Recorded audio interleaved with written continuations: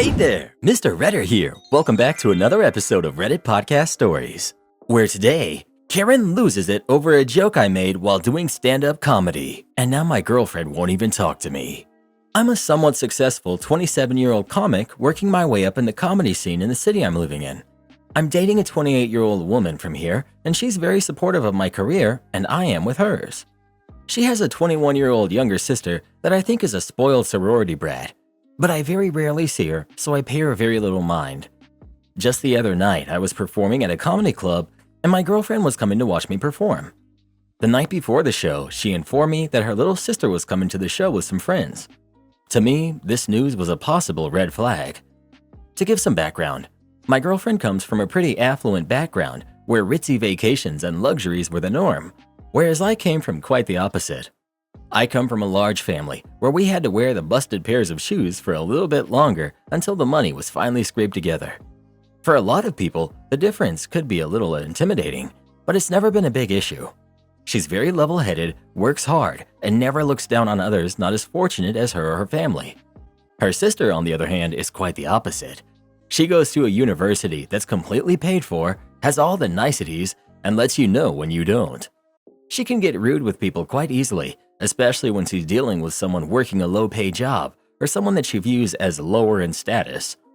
Now, I've only acted as a silent observer to her behavior because I've only seen her a handful of times, and I quite frankly didn't want to deal with her. When my girlfriend told me she was coming to watch me perform, I grew pretty alarmed. The people that I work with, and most of the comedy crowd for that matter, is a pretty working-class group of people. They deal with hard truths and can laugh when they're made fun of.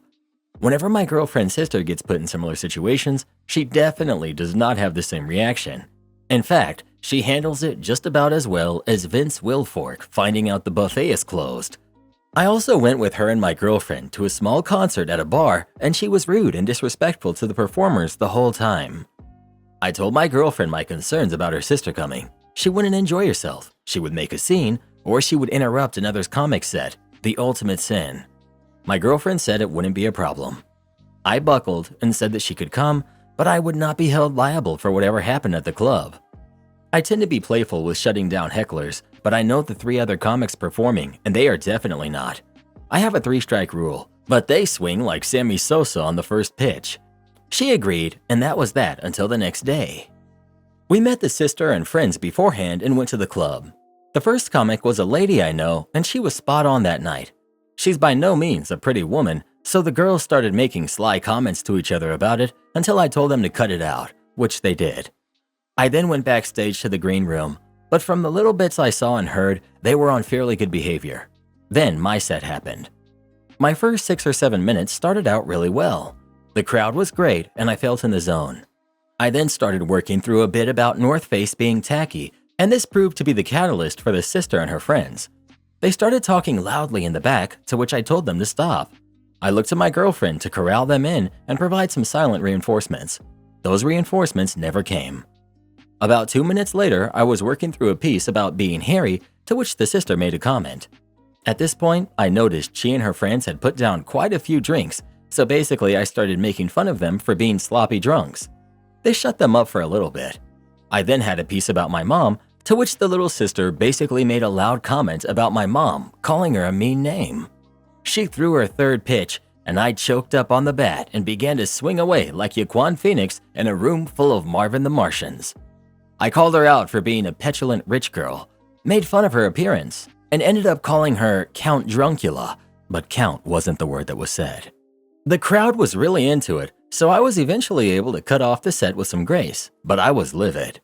When the crowd left and the lights went up, the sister came up to me and started getting in my face. I walked back to the green room and asked the bouncer to take care of it, and she eventually left with her friends. As I saw my girlfriend afterwards, she seemed a little upset. I told her that I was furious that she didn't help me out with controlling her sister. She asked why I was so upset whenever the set went so well. I think there was a little passive aggression in the question. I told her that even though my set went well, if a heckler catches me on a night where I'm not on my game, it really messes up my entire performance. We eventually cut the conversation and drove home. The next day, my girlfriend's sister left a message for my girlfriend in tears about how the night had gone. She was upset at the things I said and wanted an apology. I told my girlfriend that was not going to happen, and I deserved the apology. Even though the sister doesn't view what I do as a job, this is my livelihood. If I pulled a similarly disruptive stunt in someone else's place of work, I would most likely be arrested. My girlfriend did not take to this well and hasn't talked to me for the last 2 days, besides small talk at dinner. I think she may be upset about the rich girl comments I made to her sister. To be honest, I do get a little resentful when I hear the stories of my girlfriend's life of affluence growing up. But I never bring this up, and I never try to make her feel pity for the way I grew up. My question is, what should be the next course of action? I refuse to even look at her sister until she brings an apology with her. But I love my girlfriend, and not talking to her is destroying me. How should I handle this nightmare of a situation? Edit. I'm sitting down this afternoon to talk to my girlfriend about the whole thing when she gets back from lunch. Her tone seemed fairly neutral on the phone, so I'm just playing it by ear until then. Update.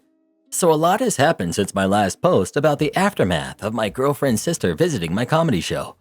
On Monday, I was returning back to my apartment after doing a spot for a radio station. As I walked back in, I saw that my girlfriend's dad was there and waiting to talk to me. He had stopped by to say hello to my girlfriend, but apparently his real reason for stopping by was to talk to me. He's normally a pretty even-keeled guy, but he was definitely upset that day. Basically, he wanted to talk with me about what went down at the comedy club the previous week. We sat down in the dining room, and I could tell this discussion would be a long one. My girlfriend's sister told him about the show, and he was justifiably upset that I had called his daughter that name I called her. I stayed cool and just told him that I wasn't really saying it to intentionally hurt his daughter's feelings. I was just simply trying to get back control of my show and the audience. He kept on about how awful that was, and it sounded like he didn't get the whole story from his daughter. I asked him if I could give my side of the story, just so he had some frame of reference, to which he let me. I told him about her interrupting and heckling numerous times after my initial concerns. I said that I had gotten carried away with my choice of words, but I had to do that in order to keep the crowd. I didn't pose this as an excuse, just where I was coming from. He wasn't as upset, but he was still angry. He started hounding me about my line of work and what kind of job makes you call people names like that. Now, I think this line of question stemmed down from some deep negative feelings about my career as a comic. We ventured onto that topic fairly soon. I told him that I get it. It's not the most traditional or stable job. My girlfriend went to a very prestigious university, and her friends are getting married to doctors, lawyers, and executives, and having lovely families. There's nothing wrong with those people, their professions, or their way of life, but that's just not me.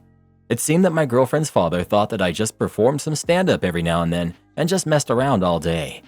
I told him about what I really do and how I prepare. I spend a lot of time writing for some small magazines and newspapers. I do comedy spots at radio stations, and I do comedy and improv lessons.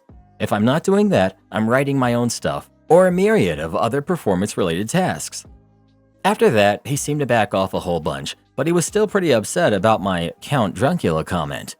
I explained that the remark was definitely heavy-handed, but it would not have been said if there was no heckling.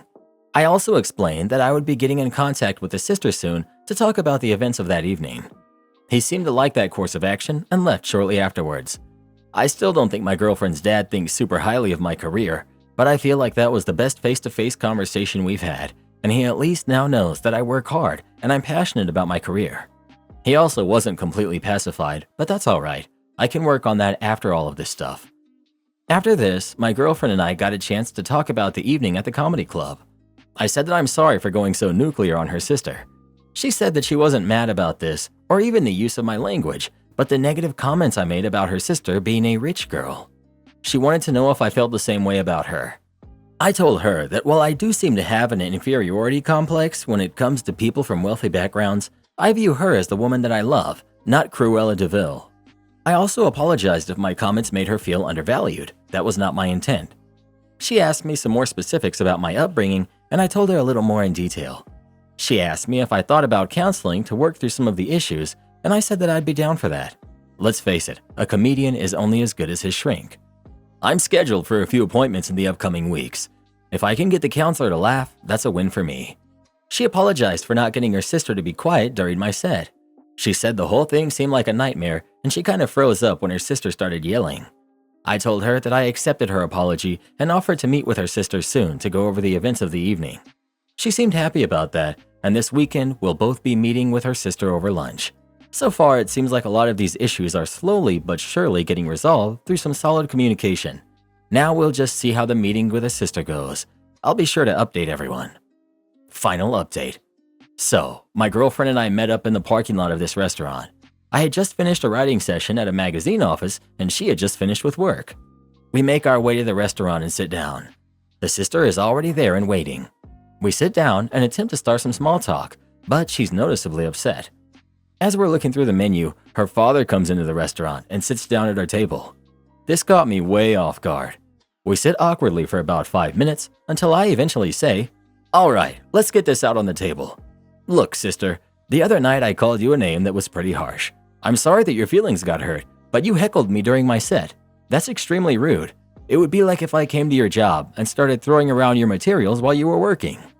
I was gonna go on and ask for an apology until my girlfriend's dad piped up and said to me, "Are you not even gonna apologize?" I looked at my girlfriend, who was kinda shying away from the whole scene, and looked back at him and said, "No, I'm not. This was a huge opportunity for me, and if she had thrown me off of my game, it would have seriously messed up my career." The sister began to talk about how embarrassed I made her in front of her friends and how the word I said was so offensive. At this point, my girlfriend also said, "Yeah, you didn't have to be that rude," to me. I was flabbergasted. I thought she was going to back me up on this.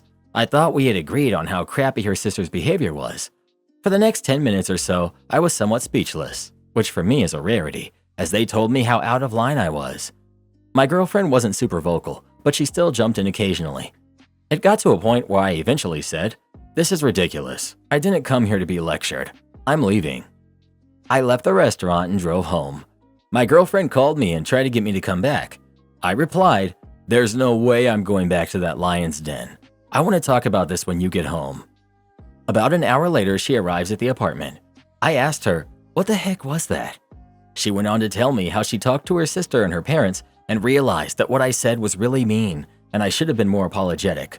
I thought there was an understanding all around, but I was way wrong. We had never had any big-time disagreements or discussions, but that night, we had it out. I guess she was beginning to feel some pretty big resentment about my career. She had just gotten a promotion recently, and she said she lied to her coworkers about my job to not feel embarrassed. This blew me away. I asked her straight up, "Do I embarrass you?" She said, "Yes." At this point, I grabbed my things and left for a friend's house. I was too upset to stay the evening. I went back 2 days later, and for the next week or so, we barely talked. Then one evening, she asked to talk to me. She said, "Look, I think I've come to the realization that we are two wildly different people, and I don't think we can reconcile that. I think it'd be best if we broke up." My first thought was to say no, but as I began to think about it more, she was right. I wasn't exactly what she was looking for, and I don't want to be with someone that feels embarrassed around me. I spent the next 2 weeks looking for a place and moved out. The whole thing went down really civilly. She gave me time to get my things in order. I'm not mad at her. She has every right to not date me. I hope she's not mad at me, but if she is, oh well. Obviously, dating someone is fun, but being single is also nice because I can focus more on my writing and career, which I think is really starting to take off. So in a way, it's not a happy ending, but it is a happy ending. Received the wrong order from the restaurant. Husband doesn't want me to go get the correct food. I ordered takeout earlier today for my family and my niece as I'm watching her since my oldest sister doesn't feel well. We ordered takeout. I paid at the restaurant and took it back home. Now I acknowledge that I made the mistake of not checking the bag and opening up the food to make sure it was right. Instead of the chicken scampi my niece wanted, they gave us shrimp scampi.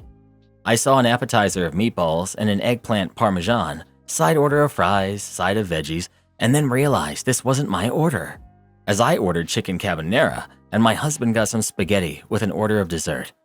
Niece doesn't enjoy seafood, so I called the restaurant to ask if I could come back and get the right food. And they took full responsibility that they had handed out the wrong order to me, but I paid the correct amount. They were willing to remake the food fresh if I wanted to come back for it.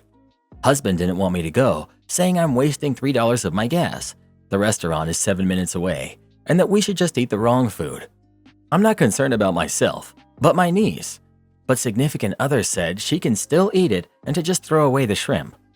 Now, I know 10-year-olds can be picky, but I don't think it's fair to her that she didn't get what she asked for. I don't blame the restaurant, as I understand mistakes are made and happen all the time. I took niece and went back to get the food. I came back and my husband was not happy. My husband is mad at me and went to the bar for a drink by himself and said he might get a hotel room because he got upset, saying I was being dramatic and this wasn't a big deal, but I went and disregarded his wishes. That niece should learn to not be a picky eater. Am I wrong for feeling offended? We haven't spoken for a few hours now, and I know he's not coming home because I haven't heard anything back. He refuses to answer the phone. Update. I went on Find My iPhone earlier to find my husband downtown at a hotel/bar. I'll update as soon as I can, but I accepted that our relationship is over and there's nothing I can do. Right now I'm just hurting, and I never felt so alone. I have so much things to take care of by myself. I have to keep working and taking care of my niece. I don't know what'll happen now, but I don't expect my husband to reconcile with me. At this point, I'm pretty sure he's checked out of our marriage and me and has made no attempts to text or call me to work things out. I hope you guys have a happy new year. Additional info. I feel like my husband doesn't understand. I'm not complaining, just being considerate of my niece, who's a guest and family member. I'm supposed to take care of her. I wouldn't make her eat something she wouldn't like. And it's like, if you were out and got the wrong food, wouldn't you want the right food? Husband and I are both in our mid-20s. We got married in 2022. We have had some issues, so I wasn't surprised he left home tonight, but it's the first time he's done it. I feel like he sometimes understands me, and he just goes and says that we are just too different for each other. Update. Husband still isn't home and is trying to tell me that checking his location on Find My iPhone, we both share our location with each other, is in fact not accurate, and he is totally not at a bar. I just wanted to share this because I had a lot of people leave nice comments and they've helped me realize he was probably checked out from our marriage for a while. I've been thinking back to every little thing I possibly had done wrong or made him lose attraction or love for me. Last I heard from him earlier today was me asking if he wanted to text or call to talk things out. Now he's partying downtown, which he's never done during the course of our time together. I don't even know who he's with. I'm just really hurt right now, but I have to keep it together to keep caring for my niece and showing up to work. I don't have anybody to really talk to about this, and I feel like I'm going through so much right now. I feel so alone right now, and I feel like nothing but pain and shock. I keep wondering what I was doing wrong or not doing that made him want to leave. I hope everybody had a good New Year's. If you have a joint account, make sure that he won't drain it all. OP. Luckily, our finances are not intertwined. I have my separate bills and so does he. I plan to work on taking care of some other stuff for the house on Monday just to give myself some time to heal. I'm actually kind of glad it happened sooner than later down the road. I don't think I would have been able to handle or cope with it. Am I the jerk for not letting my ex-husband bring his new wife to our daughter's birthday party? My ex-husband, David, and I were married for 5 years, and last year we divorced. We have one daughter, Lily, who recently turned 7 this year. Lily's birthday was around the corner, so I was busy with decorations, the cake, and the invitations. I asked her who she wanted to attend her birthday party, and she said she wanted her aunts, uncles, cousins, basically everyone she knew from both sides. I wasn't bothered with Lily inviting anyone from her father's side because we were both familiar and comfortable with them. I called David and I told him about the invitations, and he was cool with it until he brought up his wife. He told me that he will bring his wife. He didn't ask me. He told me like he was forcing it because he knew I would say no, and I did say no. I told him that I was not comfortable with his wife, especially her meeting Lily, and Lily doesn't even know her that much, and I haven't even had a proper talk with her before she can see my daughter. The only thing I knew about this lady was that she did something wrong with my husband, knowing very well he's married and he has a daughter, and I was supposed to feel comfortable with that. He then told me that I was making this about me and not Lily, that Lily is a kid. She doesn't even know anything yet, and he really wants Lily to meet his new wife, and that she also wants to meet her. I said to him that if he really wants her to meet Lily, then she has to speak to me first and see how she really is before I can trust her with Lily. He replied to me by saying that I was jealous and that I didn't want Lily to see her new family and be comfortable with them, and that I was hurting his wife because I wouldn't let her see her stepdaughter who was like her own daughter. I was done with him, and I told him if he didn't want to come, then that's fine. It's not like he paid a single dime for anything for her birthday party, and he was crazy for me to say yes to a woman who ruined my marriage and is the reason why my daughter has to grow up with separate parents. Edit. The stepmom does know Lily, and Lily knows that she does have a stepmom, but they haven't met, which is not my responsibility. And yes, David does have visitation rights, so I don't know why he doesn't introduce them to each other. That's the reason why stepmom said she also wants to meet her. Introducing his new wife to Lily at Lily's birthday party is where this is wrong. It's Lily's party and not a time to meet her father's new wife. How many times has Lily met her? If Lily didn't mention her when you asked about who she wanted to be invited, then Lily either doesn't know her or doesn't want her there. Not the jerk. Am I the jerk for turning off the Wi-Fi because the mother of my baby was playing video games instead of watching our 2-year-old? I'm the sole breadwinner in this house. I asked her to take care of the baby while I took a nap before I go to work at around 10. Half an hour later, I hear a loud banging sound that wakes me up. It takes me a few minutes, but I realize that it's the baby kicking her feet on the back door. It's a sliding glass door. So I come out of my room and tell the baby to stop kicking the door, and I see her sitting on the couch playing her game. So naturally, I comment on how I asked her to watch the kid, and how is she supposed to do that when she's playing her game? To which she replies, "Sorry, I didn't realize how hard she was kicking the door."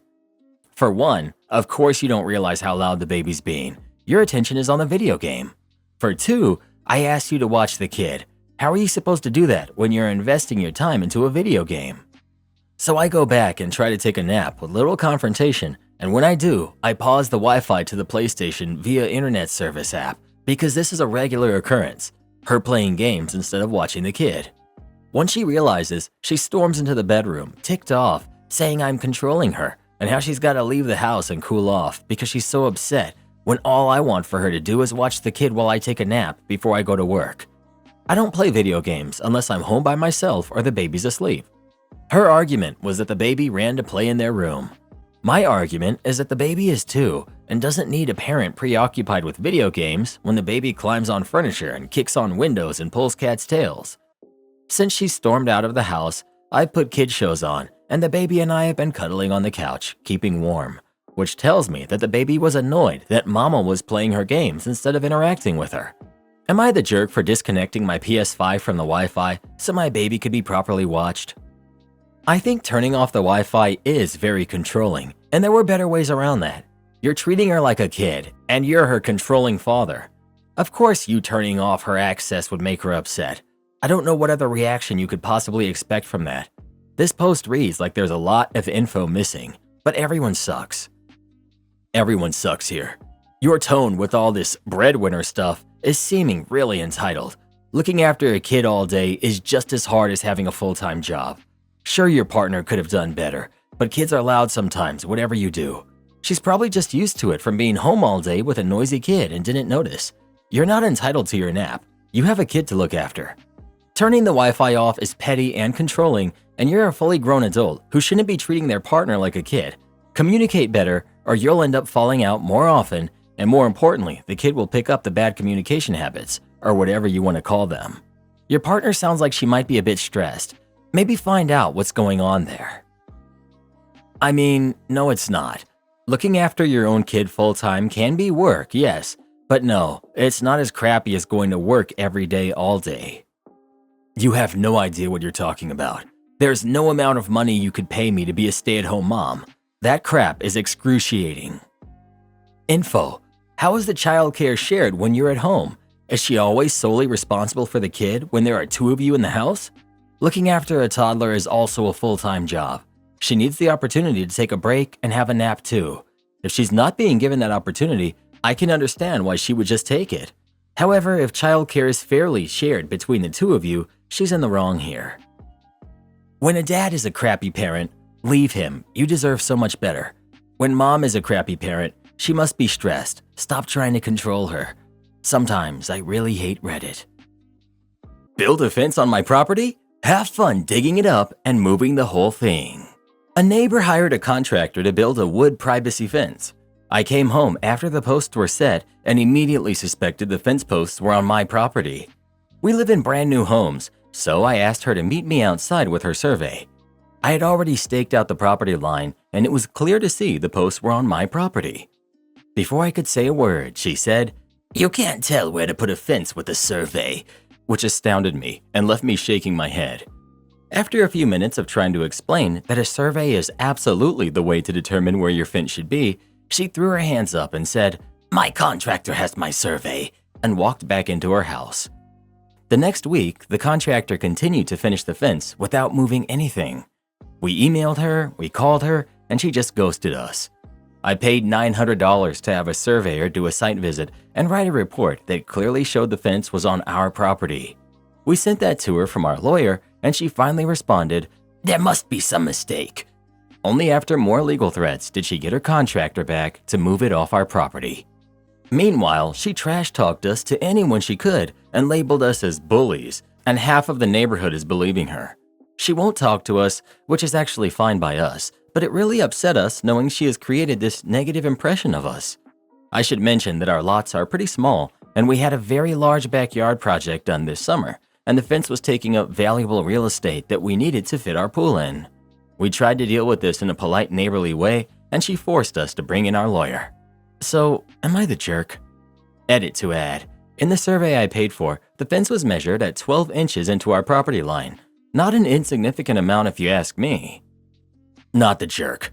You did exactly the correct thing. Your neighbor is a thief. She attempted to simply take your property. You own that property. You paid for it, and you need it.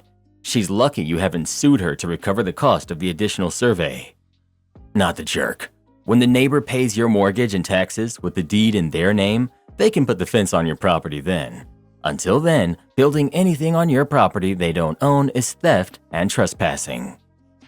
My girlfriend doesn't know that I know she plans to leave me and take our daughter with her. Context. We're both 21 and we have a daughter named Allie. We had her on accident at 19. We were only about 2 years into dating, but we've made it work out pretty well. I make solid money, and I'm about over a year from applying for my full license in my career. She has been doing online school for a law degree. I'm a big racing guy. It ran in my family as my dad and uncle were as well. My dad passed in an accident when I was 13, so he never got to meet our daughter. However, I got to keep a couple of his old cars, and I've been working on them for years. I've taken them to the local track, and I've even done street racing in certain areas around me. As ridiculous as it sounds, he passed a couple weeks before the newest installment of the Fast and the Furious 7. He loved those movies, and so did I. I guess if anyone knows the legacy around that movie, it does mean a lot to me, even with how ridiculous it is. My girlfriend has never been a big fan of racing. She always understood the importance it has held to me, so she has tried to work with it, but her best friend is in a long-term relationship with my best friend. My best friend got into an accident over the summer racing and flipped his vehicle. He survived and mostly came out all right outside of some bruises and a concussion, but my girlfriend was adamant that I quit doing it. This sparked an ongoing issue with us, which, while I understand her concern, I haven't been in anything nearly close to an accident. I work on all my own stuff, so I know exactly what I'm doing, and she has reasonably said I can't bank on that forever. Which is fair, but I've communicated I'm not ready to give that part of my life up yet. I have so much I want to still do and accomplish that my dad never did. I love running into his old buddies and talking to them, telling me how I'm just like him and how proud he'd be. I raced a couple of weeks ago. Everything went well and fine. However, my best friend reached out to me to tell me that my girlfriend planned on leaving me around New Year's. This was a conversation between her and her best friend, which was relayed back to me by my best friend, which he wasn't supposed to tell me. I do feel conflicted. I get her concern. It was heightened when Allie was born. I know she wants me to let it go, and her concerns are valid. I definitely don't want to make her out to be a villain. I just really don't think I can do that right now. I love my girls too, and I love spending time with them. They're well cared for, and like I said, we're doing much better than most parents our age. At the core of me though, I really wanted to be just like my dad. I even want to explore bike racing. It's hard to let that go for the reasons I've given. However, I never wanted to be an absent parent because I know what it's like to not have that parent. I guess I have around a month to really think about it. That feels terrifying. Obviously, keeping it to myself, I haven't really talked about it with anyone, so I'm just looking to put it out there. Edit. I would like to say my dad didn't pass from racing. His accident came from a drunk driver when he was coming home from work one night. My dad never got hurt on the track. He was smart. Also, I get people who think I'm being stupid for my life decisions. I never expected people to have my back. However, telling me to sell the cars is pretty disrespectful, and I'll ignore everything else you write. Racing is one thing, but the cars are the only thing I still have of him. It's sad that you think you have time. She's already talking about leaving you, which means she's been thinking about it for a really long time already, which means that emotionally, she's been leaving you for months. And each time you openly disrespect her concerns that she's already expressed to you, you make it easier to let go of loving you. And honestly, it doesn't sound like you love her either. It sounds like you're together because you guys have been making it work, careers, home, parenting, etc. You're both too young to be so unhappy. It's probably why you won't stop chasing the racing adrenaline. So maybe it's best to let her leave, but talk it through and be honest with each other. Be brave and talk to her about it if you really want out. My parents want to give my sister the earrings that my grandma left for me. This whole situation feels surreal to me. When I was 20 years old, I got involved in a complicated relationship/friends with benefits scenario with a guy who's now 40. It was messy, with us being on and off for nearly 5 years. He was clear from the start that he wasn't ready for a committed relationship, while I was hopelessly in love with him. Every time I tried to walk away, he persuaded me to stay, citing that love is free, we have time, and he wasn't ready for commitment. I sought advice from my sister, who's now 42. Her suggestions were terrible, like making him compromise, leaving my things at his place, essentially forcing him into a relationship before it was too late for him to decline. But I couldn't bring myself to do that. I wanted him to love me genuinely, not be trapped. On the last night I spent at his place, he expressed interest in a serious relationship, talked about planned dates, only to vanish forever. It was devastating. He was my first love, and he treated me terribly. 6 months later, my sister arrived home, declaring she had a new boyfriend, something quite common for her. But this time, she claimed he was the one. There was a family dinner to introduce him, excluding me from the occasion as if I wasn't part of the family. While they dined, I ordered pizza and discovered that the guy I had been involved with 6 months prior was at the dinner with my parents and sister. I was stunned, paid for my pizza, and retreated to my room, unable to hold back tears. After the dinner, I confronted my sister in front of our parents, begging her not to be with him and to be loyal to me, her younger sister. She knew who he was. I had shown her pictures, his social media, where he worked, even where he lived. They had never met because he didn't want to introduce me to his family, but she knew who he was and intentionally excluded me from that dinner. She defended herself, claiming they had met by chance after we stopped seeing each other. She knew how much pain I was in during those 6 months. I blamed myself for being naive, thinking if I stayed long enough, he would love me back. It was foolish, I know. My parents sided with her, dismissing our relationship as non-existent. A year and a half has passed. I've been excluded from family gatherings because he would be there, and my family believes I'll bring negativity due to my bitterness. I don't have feelings for him anymore, but I feel betrayed by my sister and parents. He's nothing but a villain in my eyes now. My sister is now 6 months pregnant and has been receiving special treatment due to her age. She plans to move in with him in a couple of months after the baby is born. Then they'll get married. In our culture, it's customary for a woman who gives birth to return or stay with her mother for support during the early months. Recently, my sister's friends threw her a surprise baby shower at our house. I was there and tried to engage with them, feeling sad that our once close relationship had deteriorated. However, they treated me as if I were the cause of all the chaos, a homewrecker, or someone trying to steal my sister's partner. I had already been planning to move out, saving money for my own place. But after that incident, I left immediately to a friend's house, and I'm currently in the process of finding my own place. 2 days ago, my parents asked for a talk. They informed me that the diamond earrings our grandma left will be given to my sister. Grandma had entrusted my parents to give me those earrings without a will, mentioning that they were to be mine once I was mature enough to appreciate and care for our family heirloom. But now, they believe my sister should have them since she's getting married first and having the first great-grandchild. I'm furious. They're snatching something that rightfully belongs to me based on my grandma's wishes. It's heartbreaking to even consider cutting off my family, but their actions have hurt me deeply. Fighting over material possessions feels trivial, but these earrings were entrusted to me by my grandma. They're not entitled to them. After being excluded and feeling wronged for 2 years, I've given my parents an ultimatum. Honor my grandma's wishes and give me the earrings as intended, or I'll sever ties with them forever. It's painful to think about disconnecting from my family, but their continual disregard for my feelings and grandmother's intentions has pushed me to this point.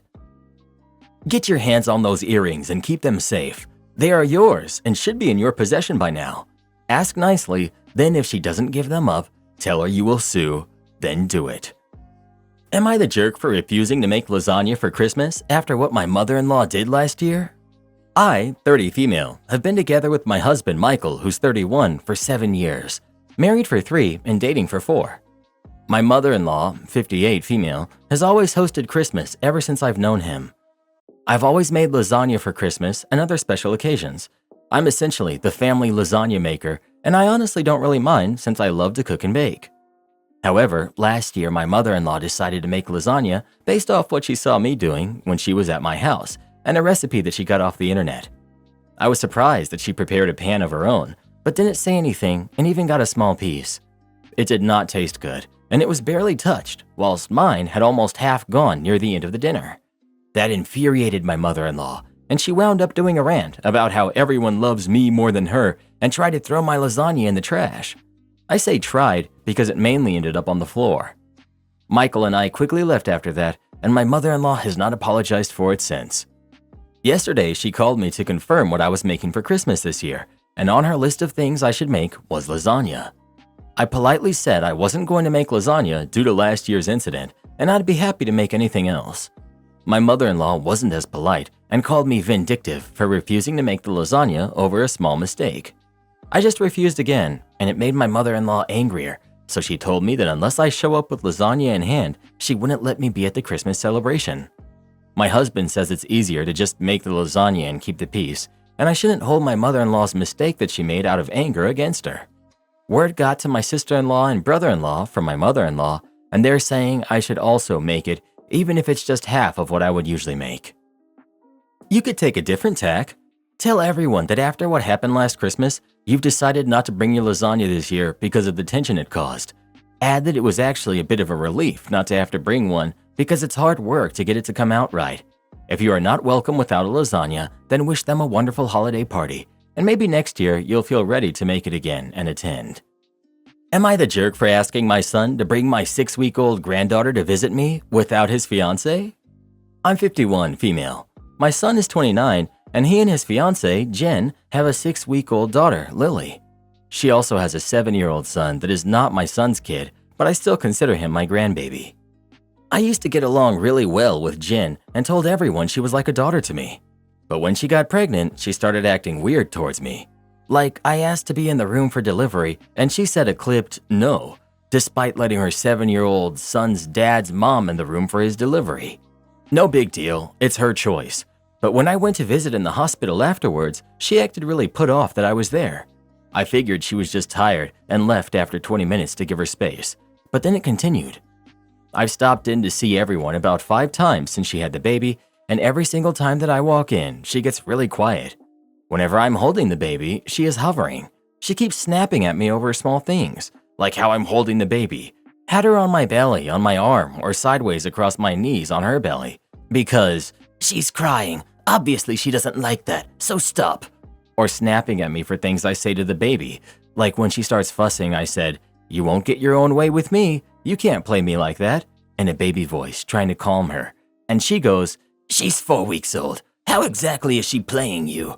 Then she got livid and actually kicked me out of the house one time because she picked up the baby for making the smallest of noises, and I told her the baby was going to get used to being held all the time if she kept doing that.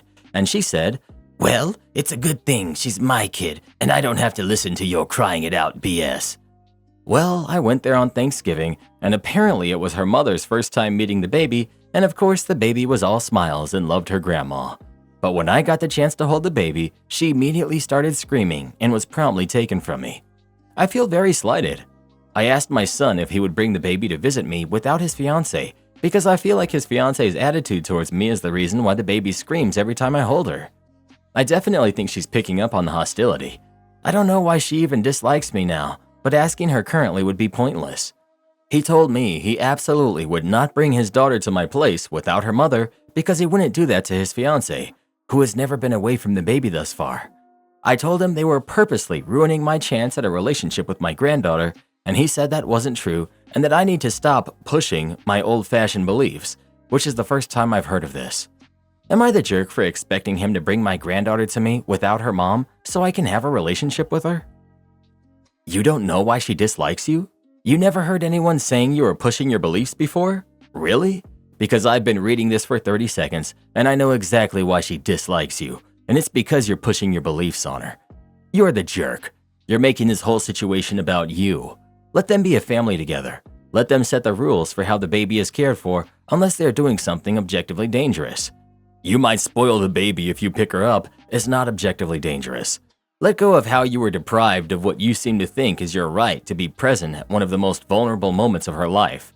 You can't ruin a relationship with a 6-week-old baby, but you're well on your way to ruining the relationships with your son and daughter-in-law. Back off if you ever hope to be welcome in their lives. I would be unsurprised if OP is also the type who thinks she's helping when she's doing what she wants and not what's needed. I felt secondhand embarrassment just reading this post. How embarrassing to be so out of touch and pushing parenting practices that have been shown to be harmful. You're the jerk. Sorry. Telling your future daughter-in-law that she shouldn't hold the baby all the time because the baby is going to get used to it incorporated 3 errors, and it seems like you didn't notice any of them. So I would guess that you have done a lot of other problematic things you haven't noticed, and this is raising your future daughter-in-law's hackles. The first error you made, in that one instance, you criticized her parenting. Never criticize a child-in-law's parenting unless it's something very serious.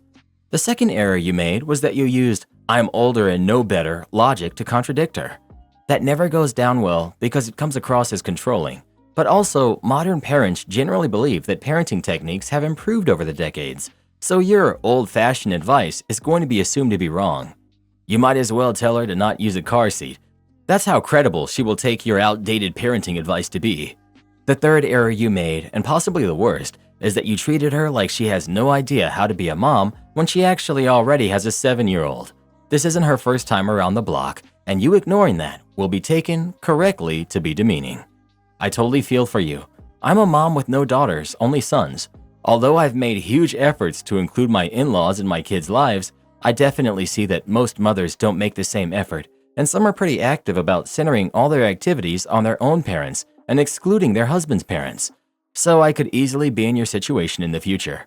At the same time, I also see the ways my mother-in-law and father-in-law, albeit nice people, have undermined me and demeaned me in their zeal to be the authority over our grandkids and center of all things, and I can totally understand how life-sucking that is for a daughter-in-law. Take notes of everything you say in the meeting? Okay, but it'll get you fired. So this happened a few years ago, and I'll be vague since I'm still not sure if the dust is fully settled from this fiasco yet. At my former company, I was the secretary for a small improvement team that would meet monthly to discuss issues within the company and brainstorm ways to fix them. Something you need to know about me is that I was given this role because people know I'm meticulous at keeping records due to HR-related issues I had at a previous place of employment. I don't think my boss realized that this careful record-keeping applied to her as well, especially when she appointed me to be secretary of this little committee, but I digress. I was a model employee, award-winning, and went above and beyond what was asked, as were many others in my department, but we were still having customer complaints and dealt with regular safety issues due to the company at large and through no fault of our own. When we brought these concerns to our boss's attention, emails were left unread, and during in-person exchanges, we were called whiny, needy, and were told that we needed to just deal with it. Whatever the issue was, from items being stolen by customers to people being unhappy with the procedures the boss had set down for us to follow, it was always made to somehow be our fault. When we sought support from other departments, we were met with cold indifference, since the boss was great to them and we must be exaggerating the things she said to us. Well, during an improvement meeting at the end of the fiscal year, it all came to a head. Myself and a couple of my team members dug our heels in and were insistent about the unresolved issues the boss refused to acknowledge, and she finally went off on us.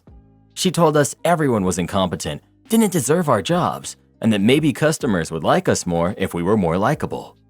When people pressed her on safety issues, she continued to reiterate that we would just have to deal with it, and that if someone was going to get hurt, they already would have, right?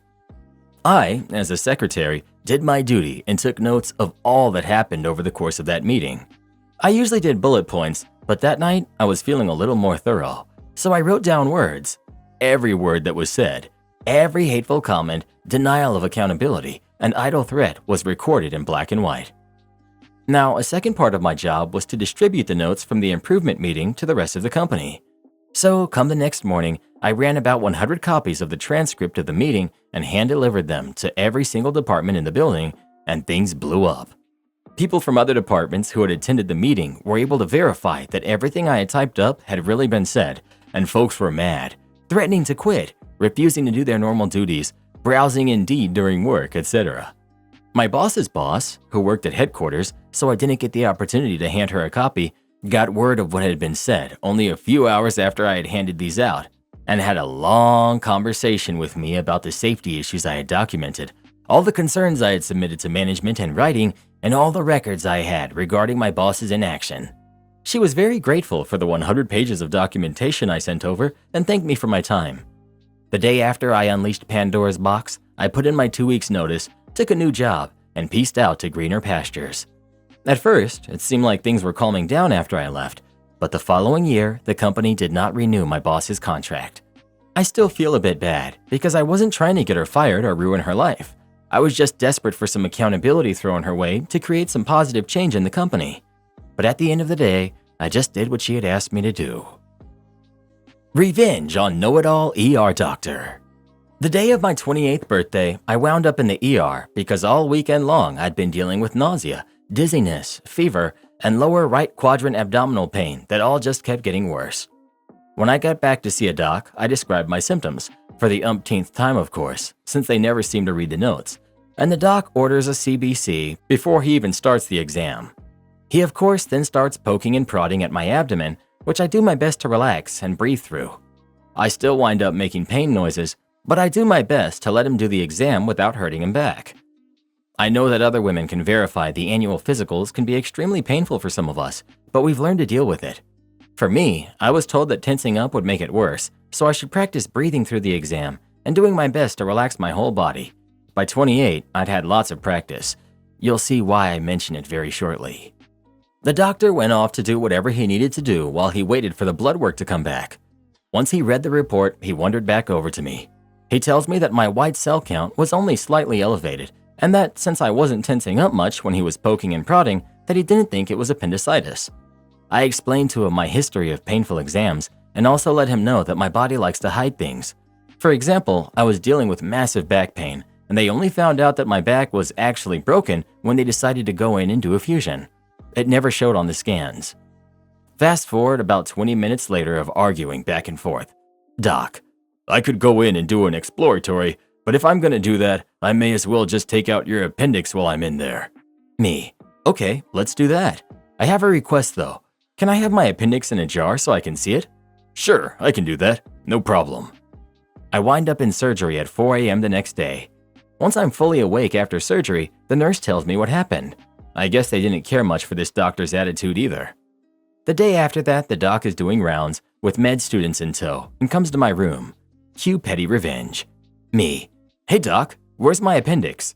Doc, I'll come back later and talk to you about it. Me, you're here now, just tell me. Well, we got lucky. How so? We managed to get it out right before it burst. Wow, I guess you'll learn to pay more attention to what your patients tell you instead of acting like you know everything just because you have a medical degree. Edit. The doc in the ER was actually the surgeon on duty, not just a standard ER doctor. No clue why he was dealing with my case from beginning to end. It may be as simple as boredom on his part, or he had just finished up a consult. I have no idea. I refer to him as the ER doc because I was in the ER and he's the only doctor I dealt with. So ER and doc just stick together in my head. Am I the jerk for ruining a kid's Christmas because I refused to sell my doll? I, 36 female, love thrifting. I'm also a kid at heart, so this summer when I found several bags of American Girl doll clothes, I bought them. I collect old dolls that sometimes need clothes, but was really hoping an American Girl doll would show up. Against all odds, one did show up on the shelf a few weeks later. As a kid, I always wanted one so badly, but they had been pretty expensive, so I never got one. I paid $35, took her home, and enjoyed dressing her up.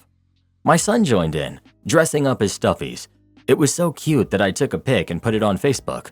Also, while researching her, I found out my doll is just like you, number 11, which are a bit rare and go for $100 to $300 online. Always fun to find valuable things at the thrift store for cheap. Fast forward to today. A few days after Black Friday, I got tagged in a friend of a friend's post. Kay is asking if anyone has an American Girl doll to sell. She had tried to buy one online for Black Friday, but couldn't find anything within her price range. I instantly had Kay in my DMs offering me $50 for my doll. I declined, telling her that I don't know why my friend tagged me because my doll isn't for sale. She replied about how she had promised her 6-year-old granddaughter, Mia, a doll for Christmas. She was now worried if she ordered a more expensive doll online, it wouldn't get to her in time, and offered me $70. I again declined and said my doll was something I had wanted during Christmas as a kid and waited a long time for. Kay immediately countered, "See, you know what it's like not getting the doll you wanted so badly.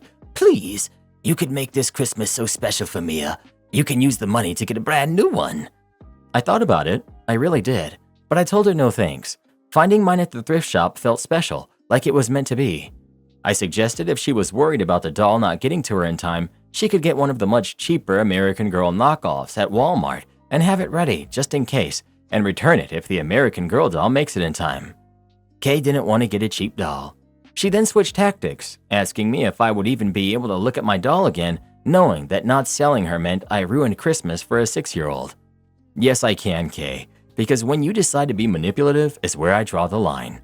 I immediately blocked her. Maybe this makes me the jerk, but I don't really care. I'm sorry, little Mia.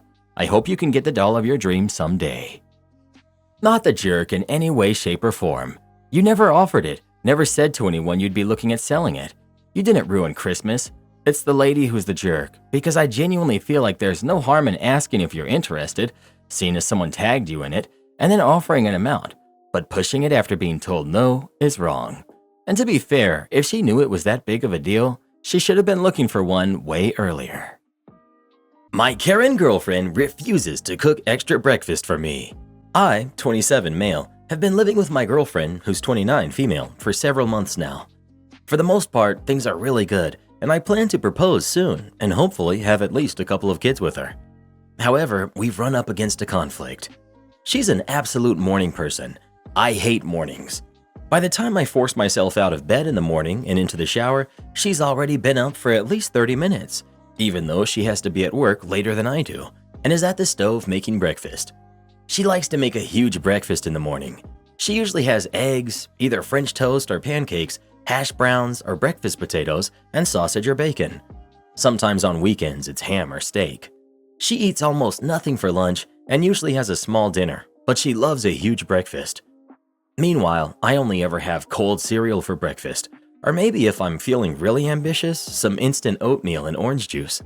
I only even start to come alive halfway through my second cup of coffee and definitely don't feel like cooking in the morning.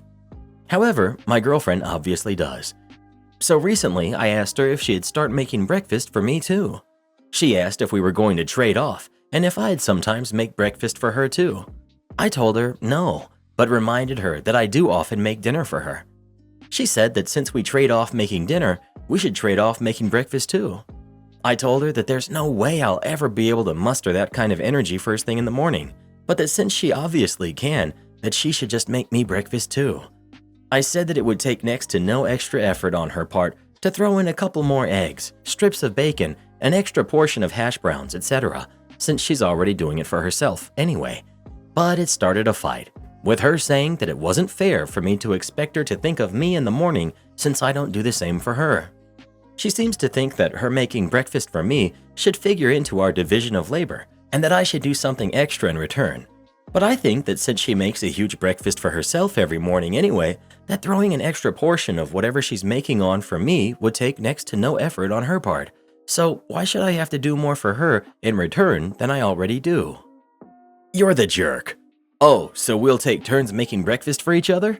No, you'll just make food for me. It's no extra effort for you anyways. The cheek on you. Dude should have offered to make dinner every night in exchange for breakfast every morning from her. The only way I could see this as not the jerk is if OP was down to make dinner as often, or in my personal opinion, more often, as the girlfriend makes breakfast. Come on, OP. Obviously, you're aware of the energy required to do things like make breakfast in the morning, so you should be at least willing to reciprocate later in the day. I'd be tucking her in, kissing her goodnight, and reading her a bedtime story if I could wake up to bacon and eggs some mornings. You're talking about proposing and having kids?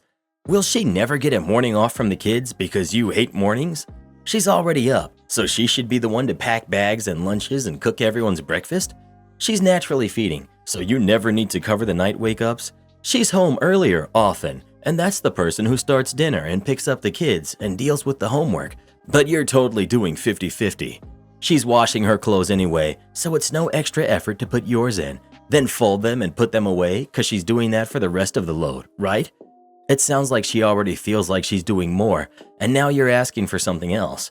If it would require effort and energy for you to do it, it requires effort and energy for her to do it. This may be a small amount of additional energy for this one thing, but it makes me wonder if she's already feeling that she's putting out significantly more effort for household duties as it stands. Oh, and you're the jerk. Dude's girlfriend gets up early and makes herself a big breakfast every day. He asks her to make a little extra for him, and she flips out and refuses to do it. You're the jerk for staying with someone who treats you like this. There are actually women out there who would be happy to put a few extra eggs on in the morning so you can have something to eat too. But you definitely won't find them here on Reddit. Best part is, imagine if the roles were flipped. My husband gets up early and makes a huge breakfast just for himself every morning. I asked if he'd be willing to make a little extra for me, and he refuses to do it. All of you hypocrites would be telling her to divorce him and that she deserves better. Then you'd have the pathetic thirsty dudes commenting how they wish they could cook her breakfast since her boyfriend doesn't. They always pop up somewhere. Well, who do you think is the jerk? OP or his girlfriend? Please let us know. It breaks my heart how transactional relationships have become. Want revenge by paying in pennies? Here, let me count these for you. Ages ago, I worked a frontline job at City Hall, registering cars and dogs and collecting money for parking tickets, property taxes, and the like. So, a basic entry-level municipal finance grunt, bottom of the food chain, nowhere close to being the one making the ordinances or rules, just a grunt. This was before the days of taking credit cards and debit cards for such payments, before smartphones, before the online banking world really began. Ages ago. Paper, paper, paper. The city's ordinance on tax interest stated that interest would accrue daily against any past due tax bill at a rate of blah blah blah. Property taxes were due quarterly. Many people would come in to pay cash on the tax due date.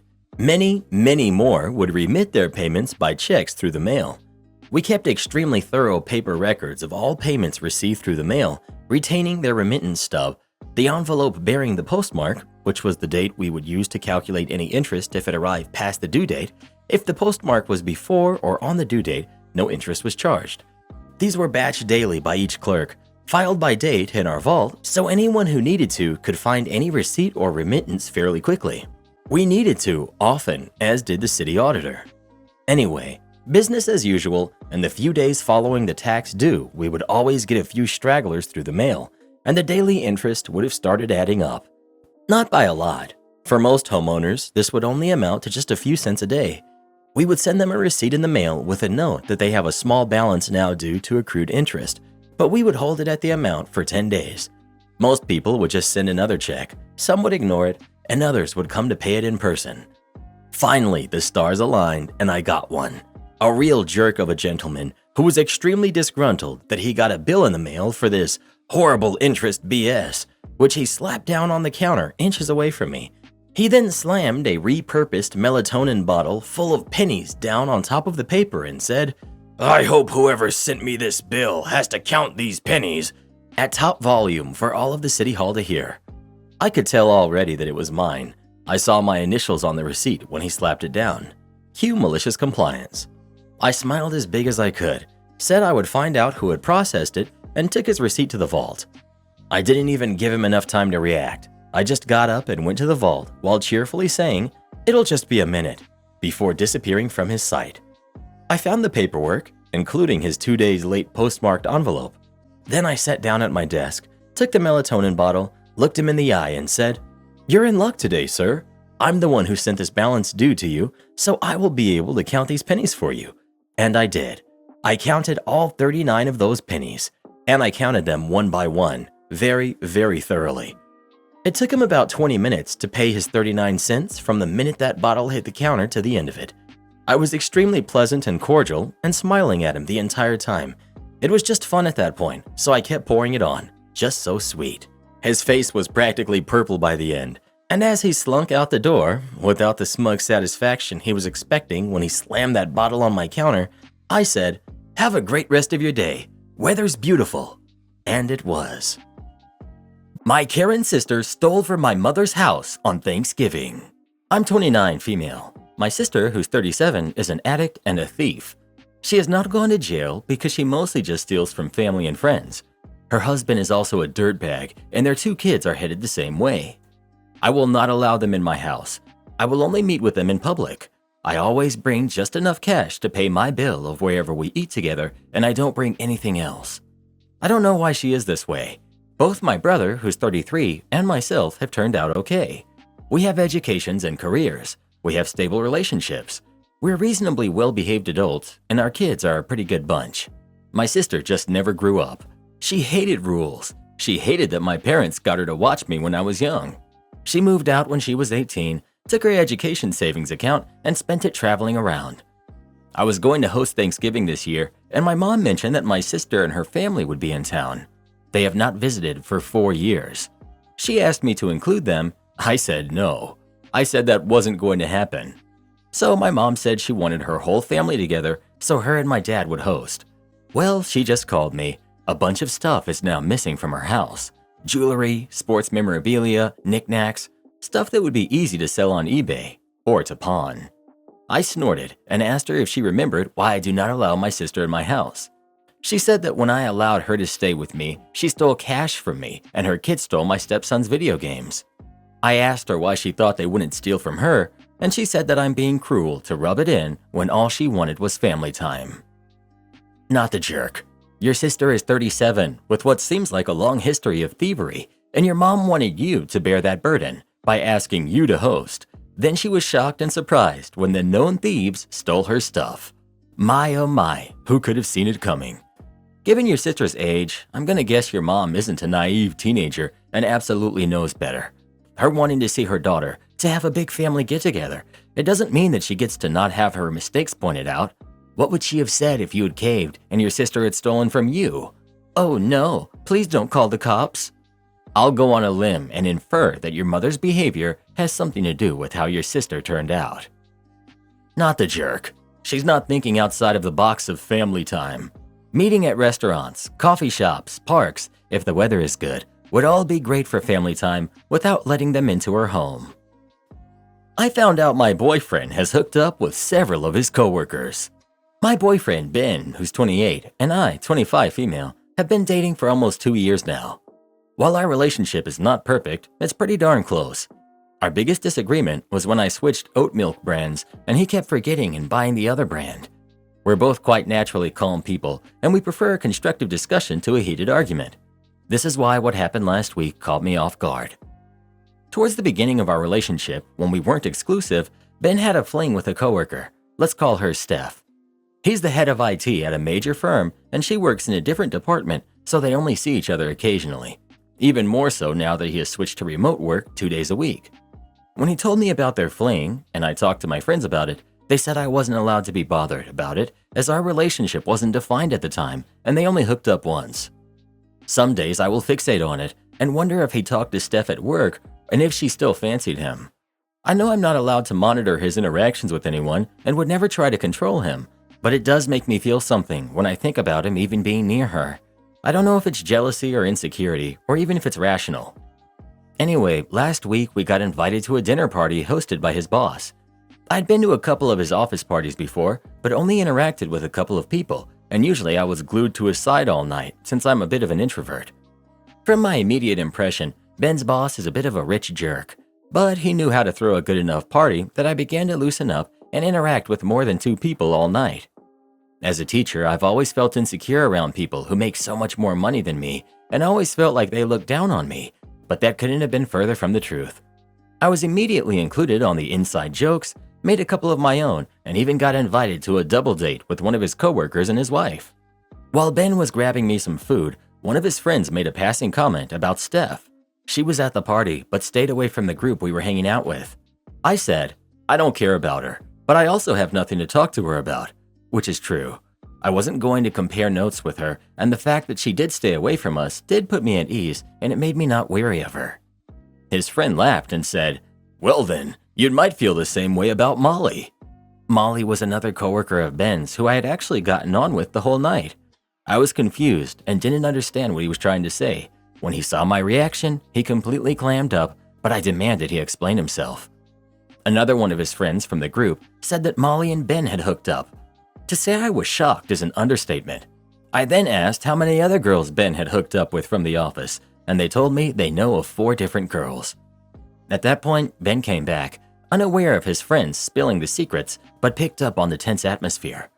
Internally, I was fuming and hurt, but I kept a cool facade, and when Ben asked what was wrong, I just looked at him and said, your friends were just informing me that you're the office player. He looked shocked, and I left to go to the bathroom to calm down. I knew if I stayed at this party any longer, I would have a breakdown and I needed to leave. So I went straight to our car and drove home without telling him. When I got back home, I replied to his numerous texts about where I was and told him that I came home and he could find his own way back. He got home around an hour after me, and by that time, I had already cried my feelings out and was ready to have a conversation. He came into the house absolutely livid, which I didn't understand because he was the one who lied to me. He's never even raised his voice at me for anything before, but he was shouting about how I embarrassed him, and word had gotten around to his other coworkers because I reacted immaturely. I tried to explain my position, that how would he feel if he found out I had hooked up with 4 of my coworkers and never told him. He just kept reiterating that he had never had a relationship with them and it was just a hookup. I knew going into our relationship he was way more experienced than me, but I refused to believe he could hook up with these women and not feel anything for them. But that is besides the point, and he should have told me. But all he's hung up on is that I insulted him in front of his friends. When he was done yelling, he said he was going to stay at his brother's house to calm down and not to contact him until he cooled down. I told him I wouldn't contact him first because I'm not in the wrong. He is. It's been a week since he's been at his brother's house, and we still haven't talked. I have no clue where we go from here. Was I wrong to react the way I did? I didn't think I was, but now I'm second-guessing myself. I didn't think calling him the office player would elicit this reaction, but I don't think it was a lie either. Should I apologize or wait for him to make the first move? My issue is not so much with him hooking up with the other women, but hiding it. Where did he lie? Did he tell you that he had only ever hooked up with Steph, or did you assume that she was the only one? Either way, I do think it was really unnecessary to make that comment in front of his coworkers. Your reaction was not a cool facade. OP. We had a discussion about previous partners, and he never mentioned them before. He said he didn't count them as partners and only told me about actual girlfriends he had had. Update. I texted him this morning saying, hey, I know you asked me not to contact you first, but I've given you a week, and it really feels like we need to have a conversation. I hope you've been doing okay. I didn't want to start apologizing or questioning him over text. I did that at about 6:30 before I left for work and was teaching all day, so I knew I wouldn't be able to constantly check my phone. It's lunchtime right now, and he's responded saying he's at work, which is confusing because Friday and Monday are his remote work days, so I don't understand why he's gone in. I texted back and said, we can talk after work if you want to come home, and he agreed. I honestly have no clue how tonight is going to go. I really don't want to break up. I know a lot of you are going to say I don't have a backbone for messaging him first, but I haven't been able to eat or sleep all week, and this has been so mentally and physically exhausting. My workload this week has been crushing, and this added stress has made me reach my limit. Update 2. So I was quite nervous about Ben coming over after work. I was meant to do some work, but was too distracted to even attempt it. I did, however, as a gesture of good faith, decide to cook his favorite meal for him and maybe use it as an icebreaker. I did take someone's advice of writing everything down just so I could keep my thoughts clear. After work, I texted, asking him what time he would be over, and he said he'd text me when he left work, and it takes him about 30 minutes to get home. He got here at about 6 and rang the doorbell, which was weird. He still has his keys. I opened the door, and we kinda awkwardly greeted each other. Immediate impression was that he didn't look angry or upset, just cold. I sat down on the sofa and expected him to join me, but he just stood in the middle of the room with his hands in his trousers. I said I was glad he came over, and he just nodded. Then I said it was weird being in his house by myself all week, and he said he was sure it was. He asked me why I texted him now and not sooner, and I said it was because he told me not to contact him. I told him I'd been miserable and that I was sorry for the comment I made and leaving, and especially for taking his car. He said he didn't give a hoot about the car, just that I had left without telling him. I had a chance to finally explain myself to him. I never cared how many women he had been with before. I had known he was a bit of a player before we got together, and I never held it against him. I just hated being blindsided and feeling like I knew less about my boyfriend than some random coworkers.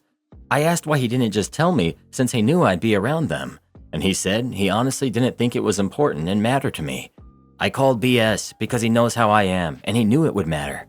He admitted that he does regret hooking up with them, as he never thought about having to bring his future girlfriend around them and tell her about it.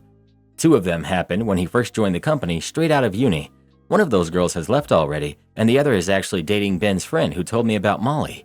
He said at that point of his life, he was fine hooking up and never really thought of the consequences. I asked why his friend decided to even say anything to me about it, and he said they always try to upset each other. And one thing that gets Ben annoyed is when they bring up his player ways. He said after I left, his friends felt bad for what they had said, but I told him I never would have reacted that way if I had known, and he should have told me. He said I was trying to justify my response after apologizing. I told him I didn't want to do that. I do genuinely think what I said and did was wrong, but he can't put all of the blame on me.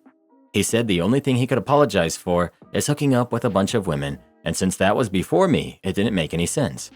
I kept saying it was the hiding bit that upset me, and he asked what difference would it have made if I had known. I did think about that for a moment. I still would have gone, but I think I would have been a bit more hyper-aware of Molly and the other girl. He said he wanted me to be there and to have a good time, and didn't want to ruin it by telling me about irrelevant things from his past, and I guess I understood that sentiment because I decided to let it go. We both were quiet there for a moment, and he asked if I was done, and if I was going to end it, then I needed to pick another reason, since this would be the stupidest reason.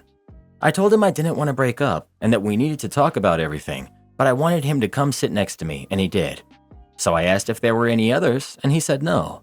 I asked him who knew in the office, and he said that only his friend group, and they kept their mouths shut to everyone because all of them were doing the same thing. He told me he hooked up with Molly right before we met. I was curious about why he went into work today when it was his remote work day, and he said that his nieces wouldn't let him concentrate at home, so he just decided to go in. He did say he was furious last week and didn't know if he could move forward, but talking to his brother helped and he calmed him down. He said if I didn't text him, he was planning on contacting me first today anyway so we could talk. So we didn't break up.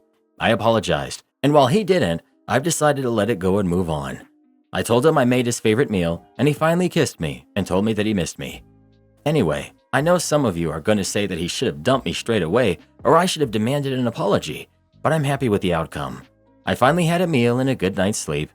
Even Ben said I looked like I had lost weight. My date got me a gift, so I got him fired from his job. I'm 22, female, and at the time of this story, I had just gotten out of a relationship. I started seeing this new guy, 24, male. We'll call him Frank. We went to a bar and we clicked very well. He would then hang out at my place almost 3 times a week where things were amazing. About a month into our friendship/relationship, we were thinking about getting serious. Frank constantly love-bombed me, messaged me every day about how much he loved me, etc.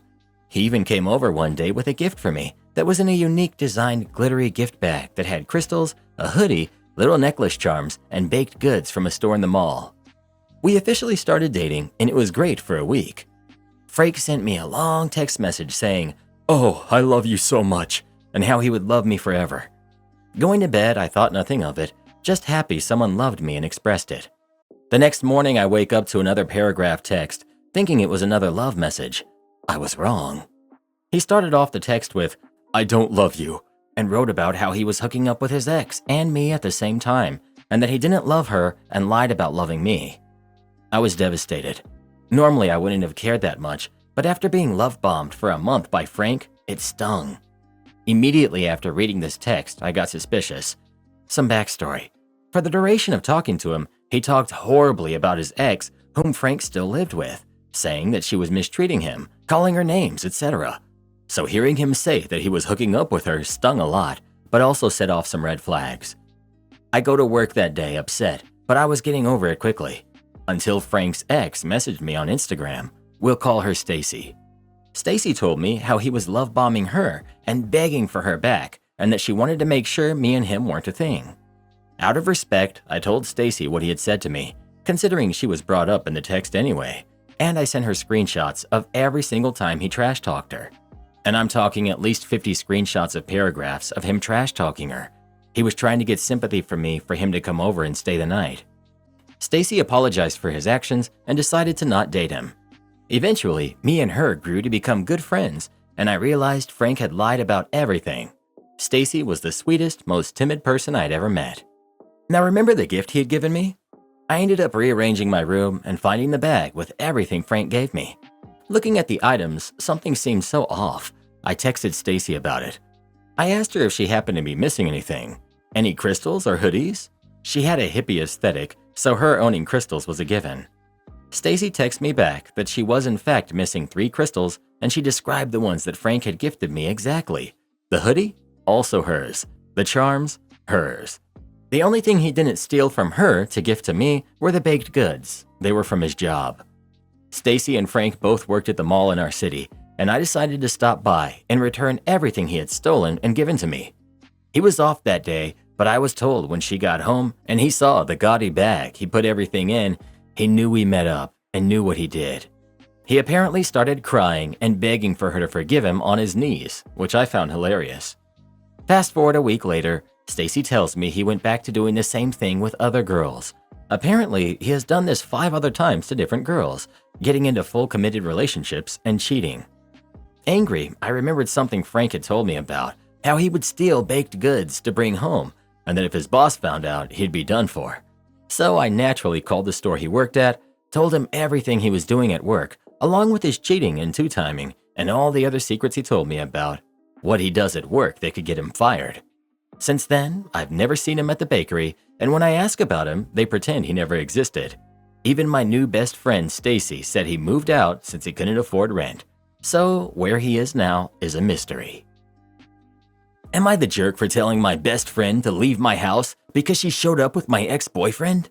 I, 20 female, have 1 kid and another on the way with my ex-boyfriend Jared, who's 30, and we've been successfully co-parenting for the past 2 months.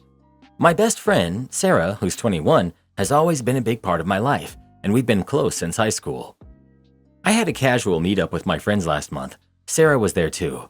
This was Sarah's first time drinking, and she probably overdid it because she casually mentioned that she's been hanging out with Jared, my ex-boyfriend and the father of my kids, more often.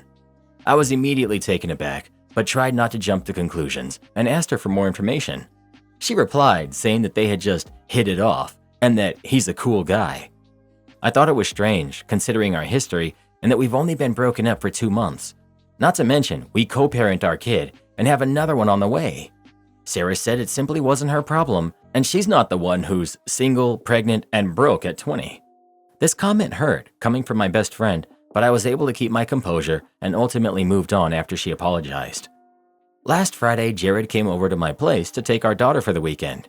He didn't mention, however, that he would be bringing Sarah too.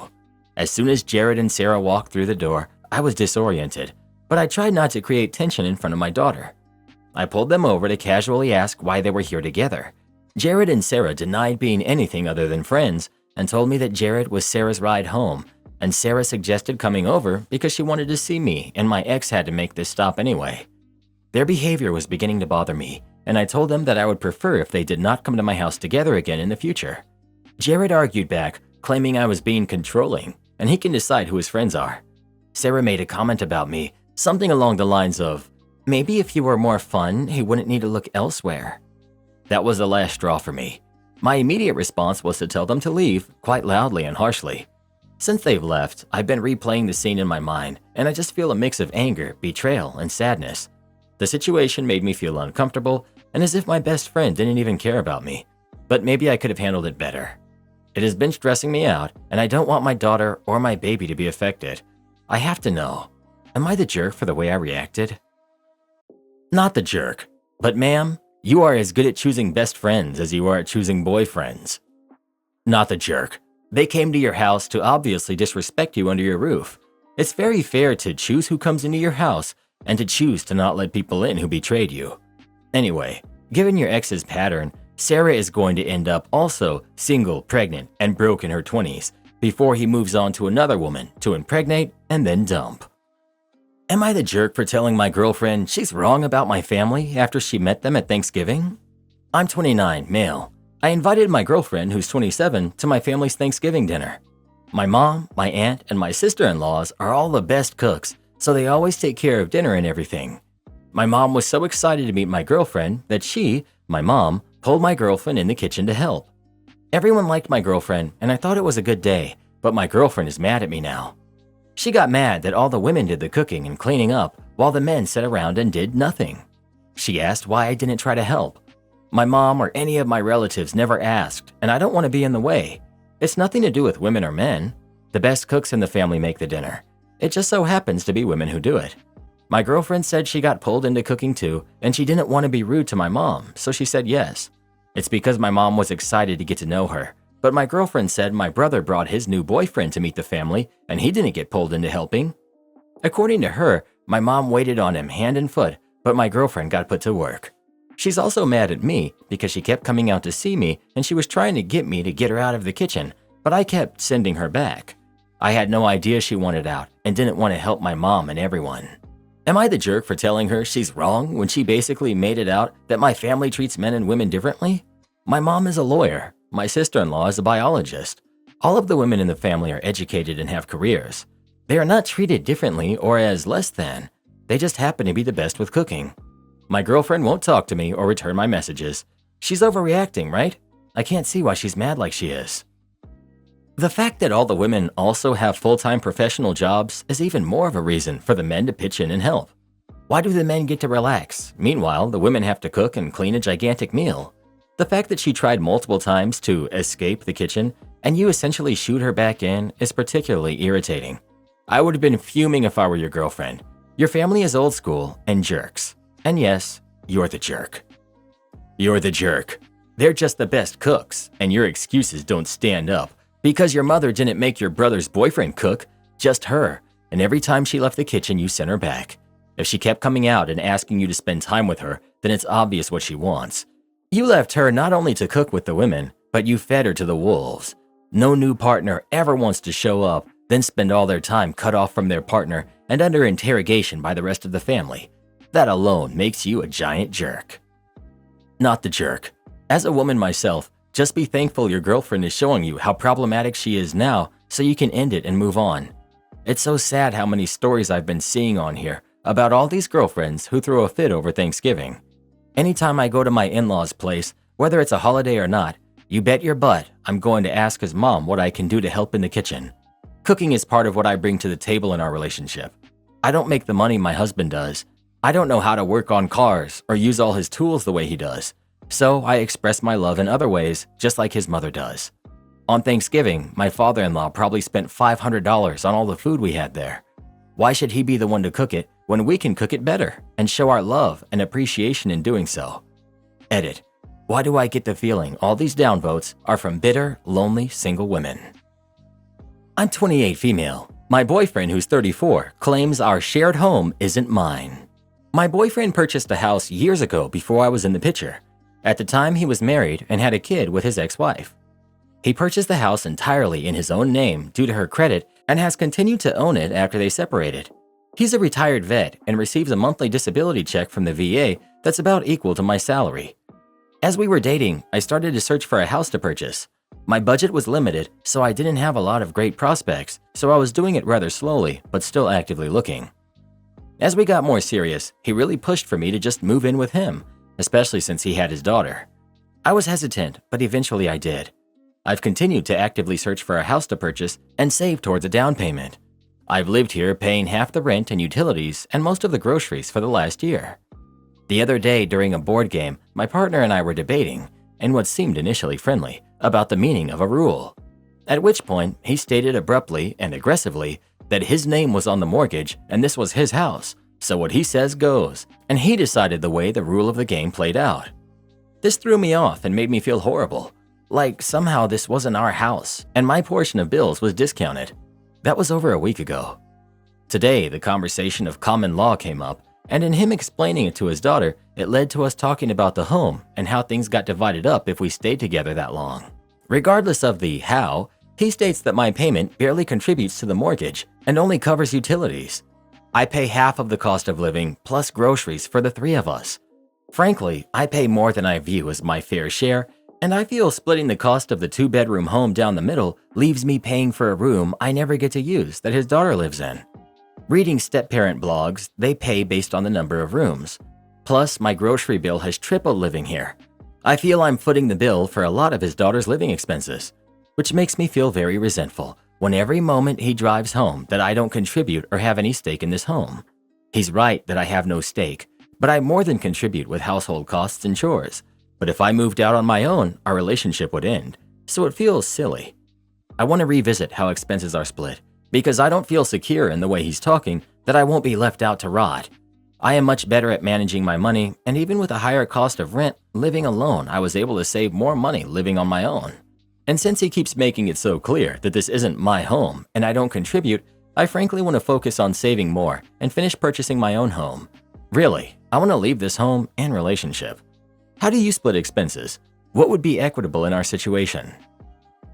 You said it yourself. You want to leave his home and the relationship, and I think that's the wisest decision you could make. If he thinks having his name on the deed makes him your lord and master, it's unlikely you'll have a good life with him. And if you ever split up, and let's face it, you're going to split up, then you will be left with nothing. Leave now when you've only wasted a year. The my house, my rules thing is bad enough when it's used on kids, but to pull it on an adult partner is a huge red flag. I wouldn't be trying to determine how to split costs. I would just split. When guys try to pull this, your house belongs to both of us, even though my name is not on the title, they get torn to shreds. But when the girlfriend is the one who says it, every single one of you sides with her. Another day, another fine example of Reddit hypocrisy. But go ahead, guys, add your girlfriend's name to the title of your house since she's living there with you. Let me know how that works out for you once you guys break up. Am I the jerk for not telling a coworker that I'm married? I, 27 female, attended my work festive party, black tie, on Saturday evening with my husband, who's 30.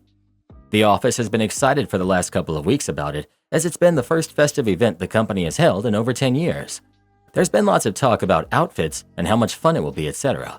We have lots of hybrid and work-from-home staff, so getting all together is something we were all looking forward to. My office is split into several departments, and we have 2 floors in our office building. I don't know anyone outside of my own department, and I work hybrid. I recognize people from the canteen and the locker room, but I don't know their names. There's a guy on the other floor who has a locker near mine, and we've chatted a few times, but only small talk, and we never exchanged names. I never got the vibe that he was trying to flirt with me. On Friday, I saw him, and we had a short conversation about the party. He told me what he was going to be wearing, and he showed me a photo of the new waistcoat he had bought. Then he told me he had bought a top hat to wear because he's always wanted one, but hadn't had a reason before. I told him his waistcoat looked nice. Sorry for rambling, I just want to include all the details. At the party, we were seated within our own department to start, and then we were free to move about after the welcome speech. As it happens, I didn't see Top Hat Guy until I was leaving. I left about 30 minutes before the official end. We made eye contact, so I smiled and nodded, but he didn't respond. I thought maybe he didn't see me after all, and thought nothing of it.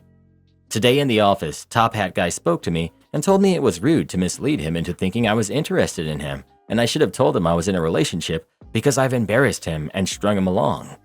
He sounded really upset and borderline angry. I said I didn't do anything to mislead him, but apologized for any miscommunication on my part. Had I known he was interested, I would have told him straight away I was married. I don't want to start gossiping in the office, and my husband will take my side automatically.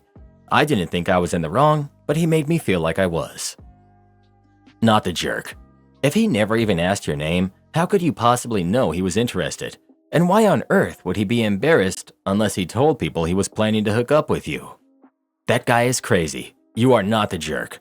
Honestly, notify your supervisor and/or HR of this interaction. I always say, cover yourself. Am I the jerk for leaving Thanksgiving dinner at my mother-in-law's house after I discovered that she threw out the dish that I brought?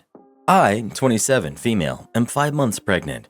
I have pre-existing health issues that I manage by having a diet with no meat of any sort. This has caused me and mother-in-law to have conflicts especially when I refuse to eat the food that she makes. I used to either come and not eat anything or just stay at home. Since I'm pregnant, I could not attend Thanksgiving and not bring food with me out of respect for mother-in-law. I cooked a small meal and brought it with me. Mother-in-law made a fuss about it, but justified it as I was making a mistake robbing her grandbaby of getting all the meat benefits. I explained that I take supplements as a replacement, but she shrugged and was upset. We waited till the dinner table was set. Mother-in-law didn't let me help or go into the kitchen at all. She took my dish and said she'd reheat it for me and put it on the table. Yet when I sat down, I was stunned to have discovered that she did not put my dish there. When asked publicly, she denied receiving any dish from me and started asking if I accidentally left it at home or the car. There was a huge blow-up. Mother-in-law tried to convince me to sit back down and just eat what she put on the table. I refused, but my husband insisted and told me to let it go this time. I decided to leave. I grabbed my stuff and walked out.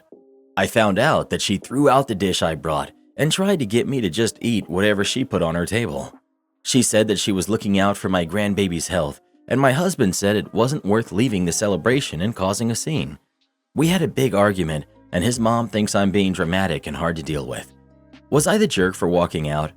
Info: the dish I brought was supposed to keep me full and provide me with all the benefits, so it wasn't like any of her appetizers or side dishes. I also put work into making it, and it cost me money. She keeps insisting it's about her grandbaby and her concern for their health. Not the jerk. I've been in your shoes. Tell your husband to defend you or you're out. Things will only get worse. She's gonna force you to raise that baby her way, and your husband is gonna let her do it. The gaslighting from her is especially scary. Literally, tell your husband straight out that he either be 100% on your side from now on for everything, or you're leaving him. Do not put up with that. It will ruin your life, your marriage, and your kid. Maternity wear. This happened several years ago. After onboarding a new job, I was told I could hire an assistant. The HR director, Kelly, handed me a stack of resumes, told me about a friend's daughter, and bumped Kat to the top of my interview list. Kat passed the tech test with high scores and interviewed well, so I hired her. Kat showed up to work on time, had a good attitude, performed well on assignments, and was generally a pleasant person all around. After probation, Kat was excited to tell me that her last raise was enough to get an apartment with her boyfriend. It was a couple months after her raise, I started to notice Kelly spending an inordinate amount of time talking to Kat. The conversation sounded personal and cordial, and Kelly was friends with Kat's mom, so I didn't think much about it. Until one day, Kelly barges in my office. "Did you know Kat moved into an apartment with her boyfriend?" Well, I might have heard something about that. "Well, Kat is pregnant and her mom is devastated," and proceeds to fill me in on the details of Kat's personal life. Uncomfortably, I interrupt, acting like I have a lot going on. This really isn't any of my business. If there's something related to Kat's performance that we need to discuss, please fill me in. But as for me, Kat is doing a great job. A few months pass. Kat's baby bump is starting to show. Kelly is again in my office. "Kat is not in compliance with the dress code."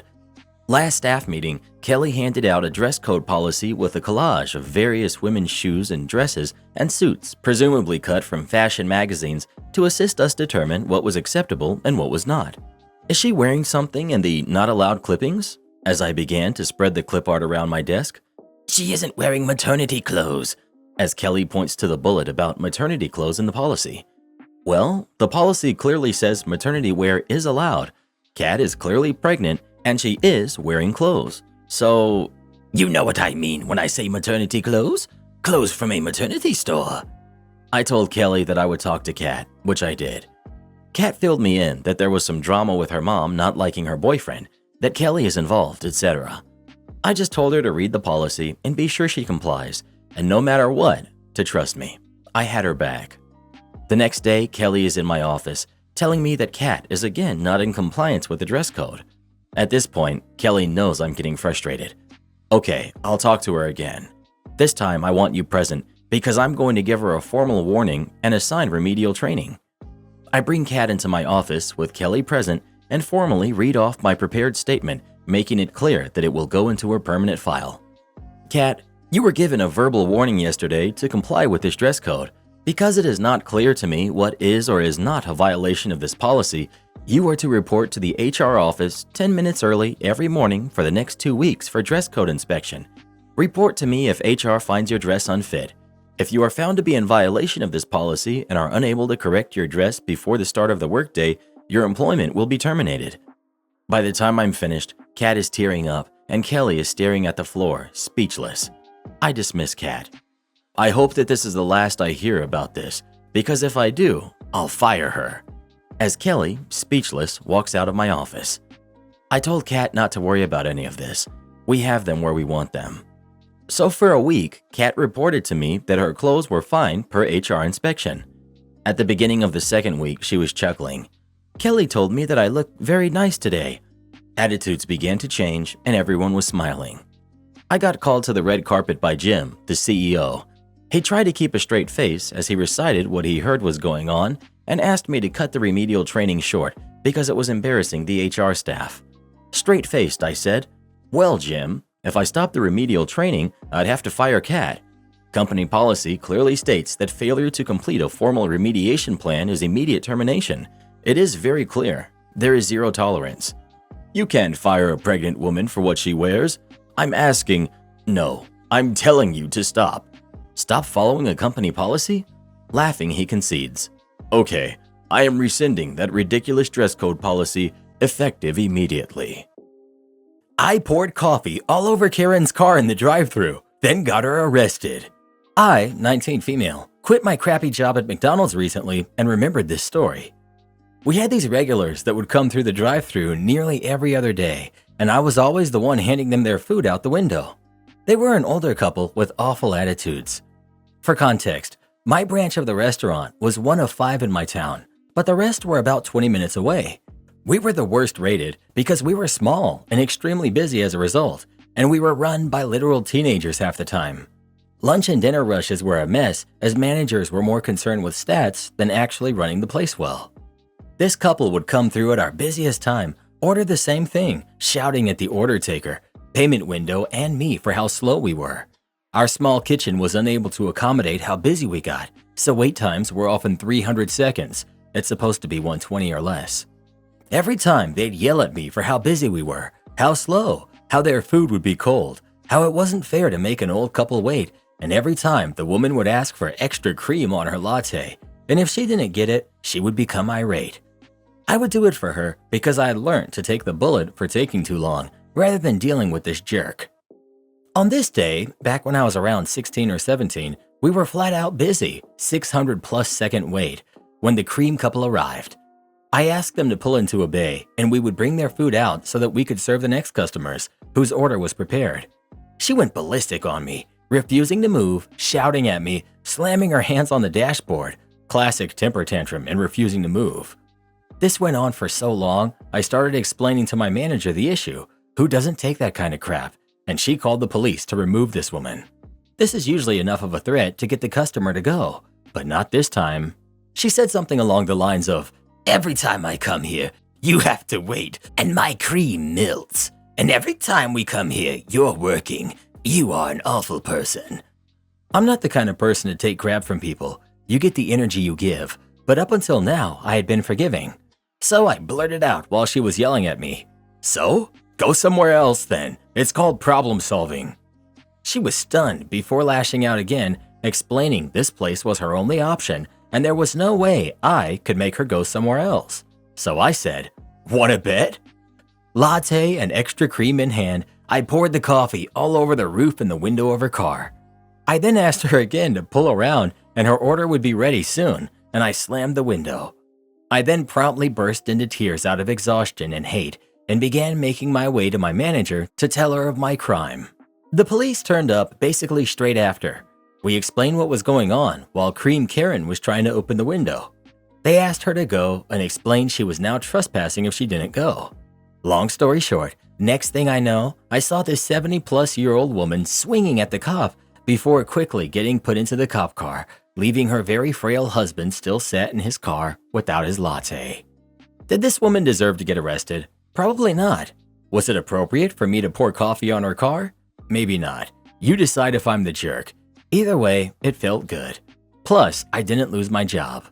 Here's some more crappy things this woman would do. She would throw a temper tantrum if we were too busy to top up her extra cream. If there wasn't enough cream, we would have to remake the drink. The coffee machines would take 2 minutes to pour sometimes, and would then complain about how long the order took. Often, she would ask me to add like 5 packets of sugar to her pre-syrup latte, which I would happily accommodate for if we weren't busy, but also remind her that there were 3 pumps of syrup in there already. She would then complain it was too sweet and accused me several times of adding more sugar than she asked for. Am I the jerk for sacrificing my daughter's college fund because her sister just gave birth to her 4th baby? I'm 48, female. My older daughter, who's 24, gave birth to her 4th kid 6 months ago. She used to work as a dishwasher, but due to health issues stemming from her 2nd kid, chronic back pain, and then her 3rd, after effects of broken tailbone and more chronic pain that made standing and moving around hard, she can no longer work now. She tried her best, getting an office temp job, but after about a week, the woman supervising her said, "This isn't working out." She was a very uptight woman who claims that just because it always took her 3 days max to train everybody else to the data entry work, that she can't just be a good person and accommodate slower learners. That woman likely caused her to get a bad reputation at the temp agency, and she didn't get hired anywhere else. My daughter's boyfriend, who's 28, works at Walmart. He had much more hours when she was pregnant, but since then his hours have ebbed and flowed.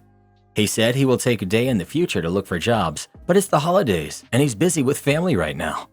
I feel a lot of empathy for my daughter and her boyfriend, and I wish I could help them out more, but I myself am a single mom working for a nursing home where I struggle to get full-time hours, and my ex ran up a lot of debt in both our names and is now living in another country.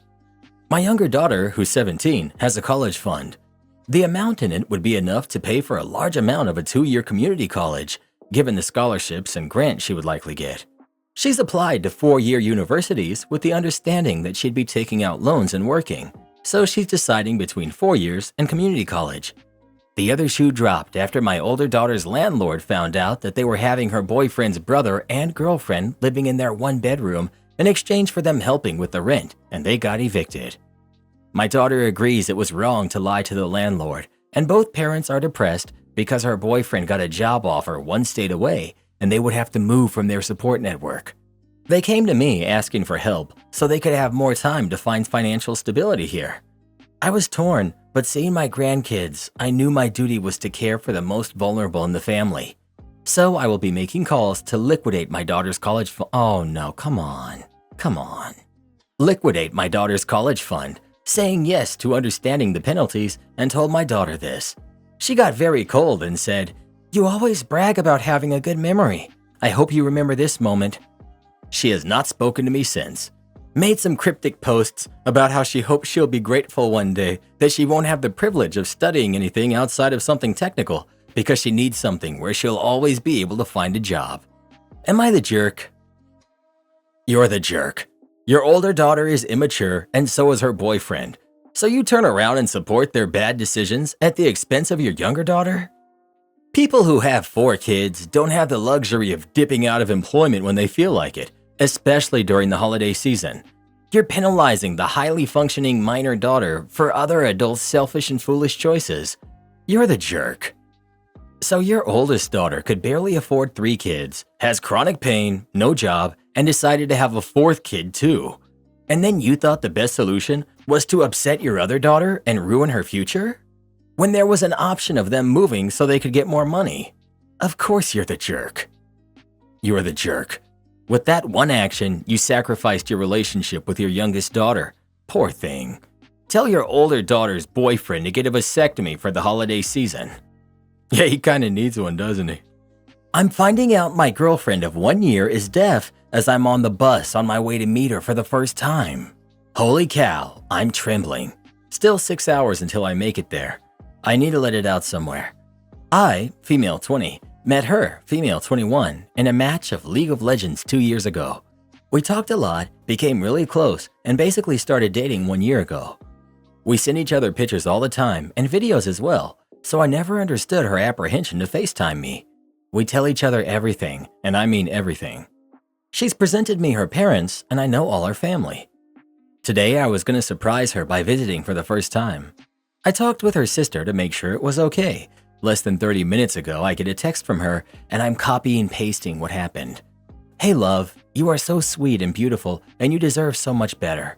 I know you are coming because S told me. I'm sorry to ruin your surprise. It's just, I'd hate to see your face when you find out. I know we promised to always be truthful, but I've been lying to you all this time."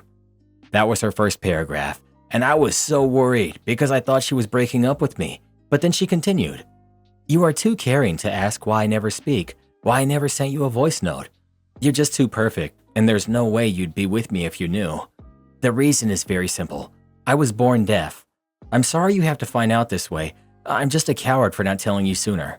I'll understand if you don't want to be with me anymore." Holy cow, I was expecting something totally different, and now I'm scared because I've never even interacted with a deaf person before, and I want to make sure she gets that I love her either way. I'm still in disbelief that she thought it would be a deal breaker for me. Update. So I'm back at my house now, and I'm still processing everything that just happened. I texted her I was outside, and my hands were shaking.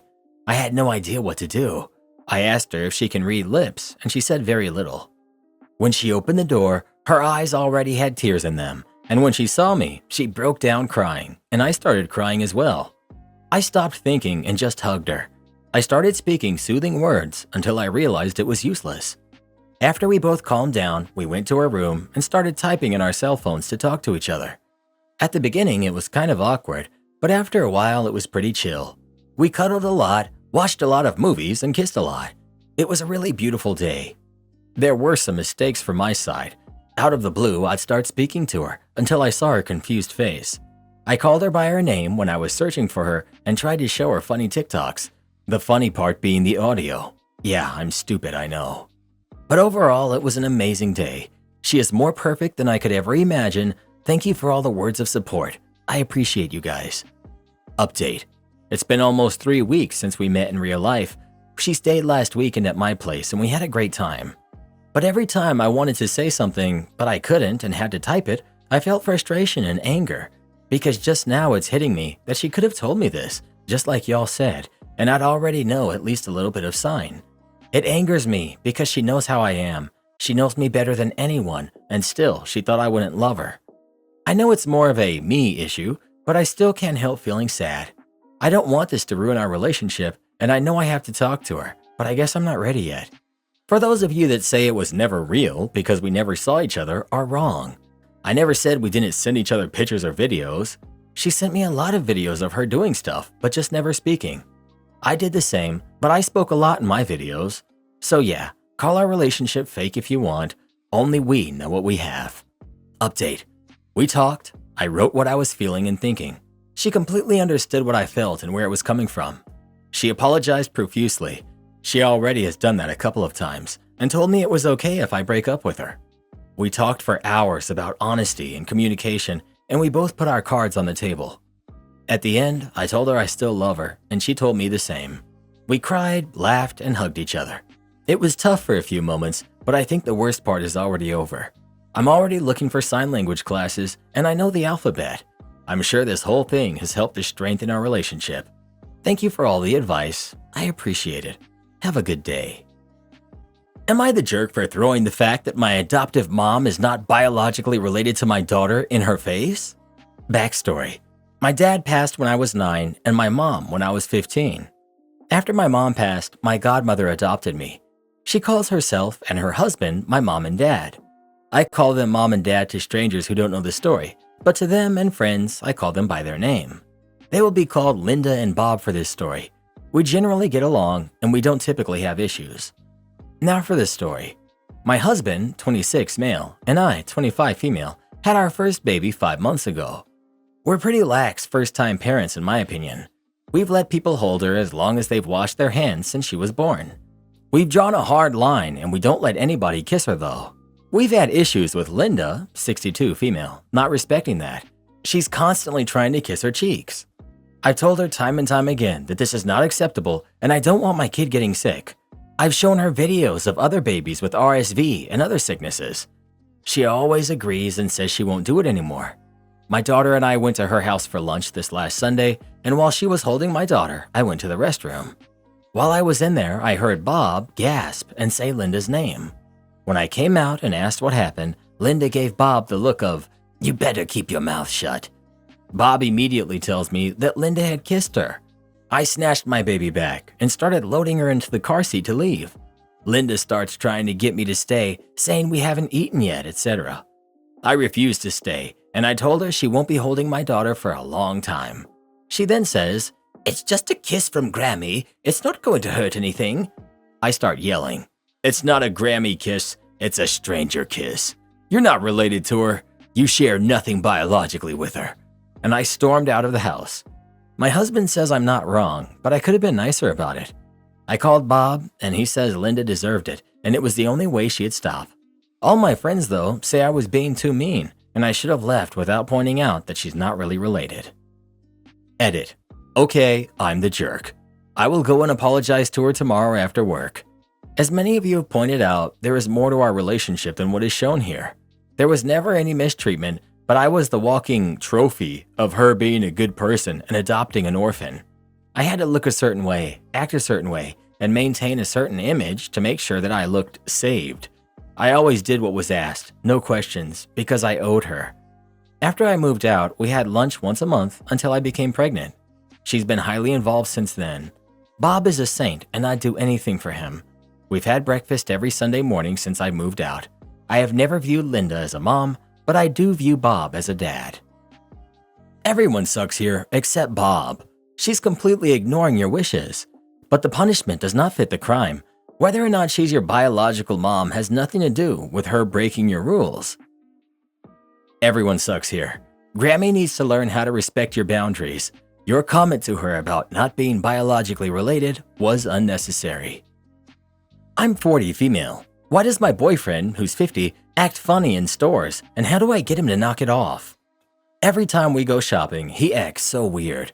Here are some examples. 1. He will whisper in stores, but whenever I talk to him in a normal voice, he keeps saying, "What?" And I keep having to repeat myself and raise my voice in order for him to hear me. 2. He will stand there and watch me shop.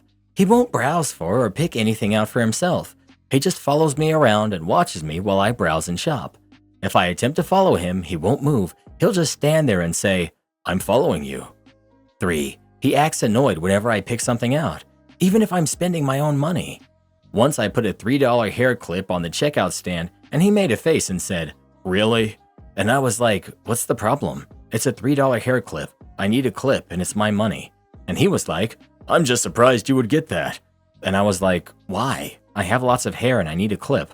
What's the problem?" And he said nothing, there's no problem, but the vibe said otherwise.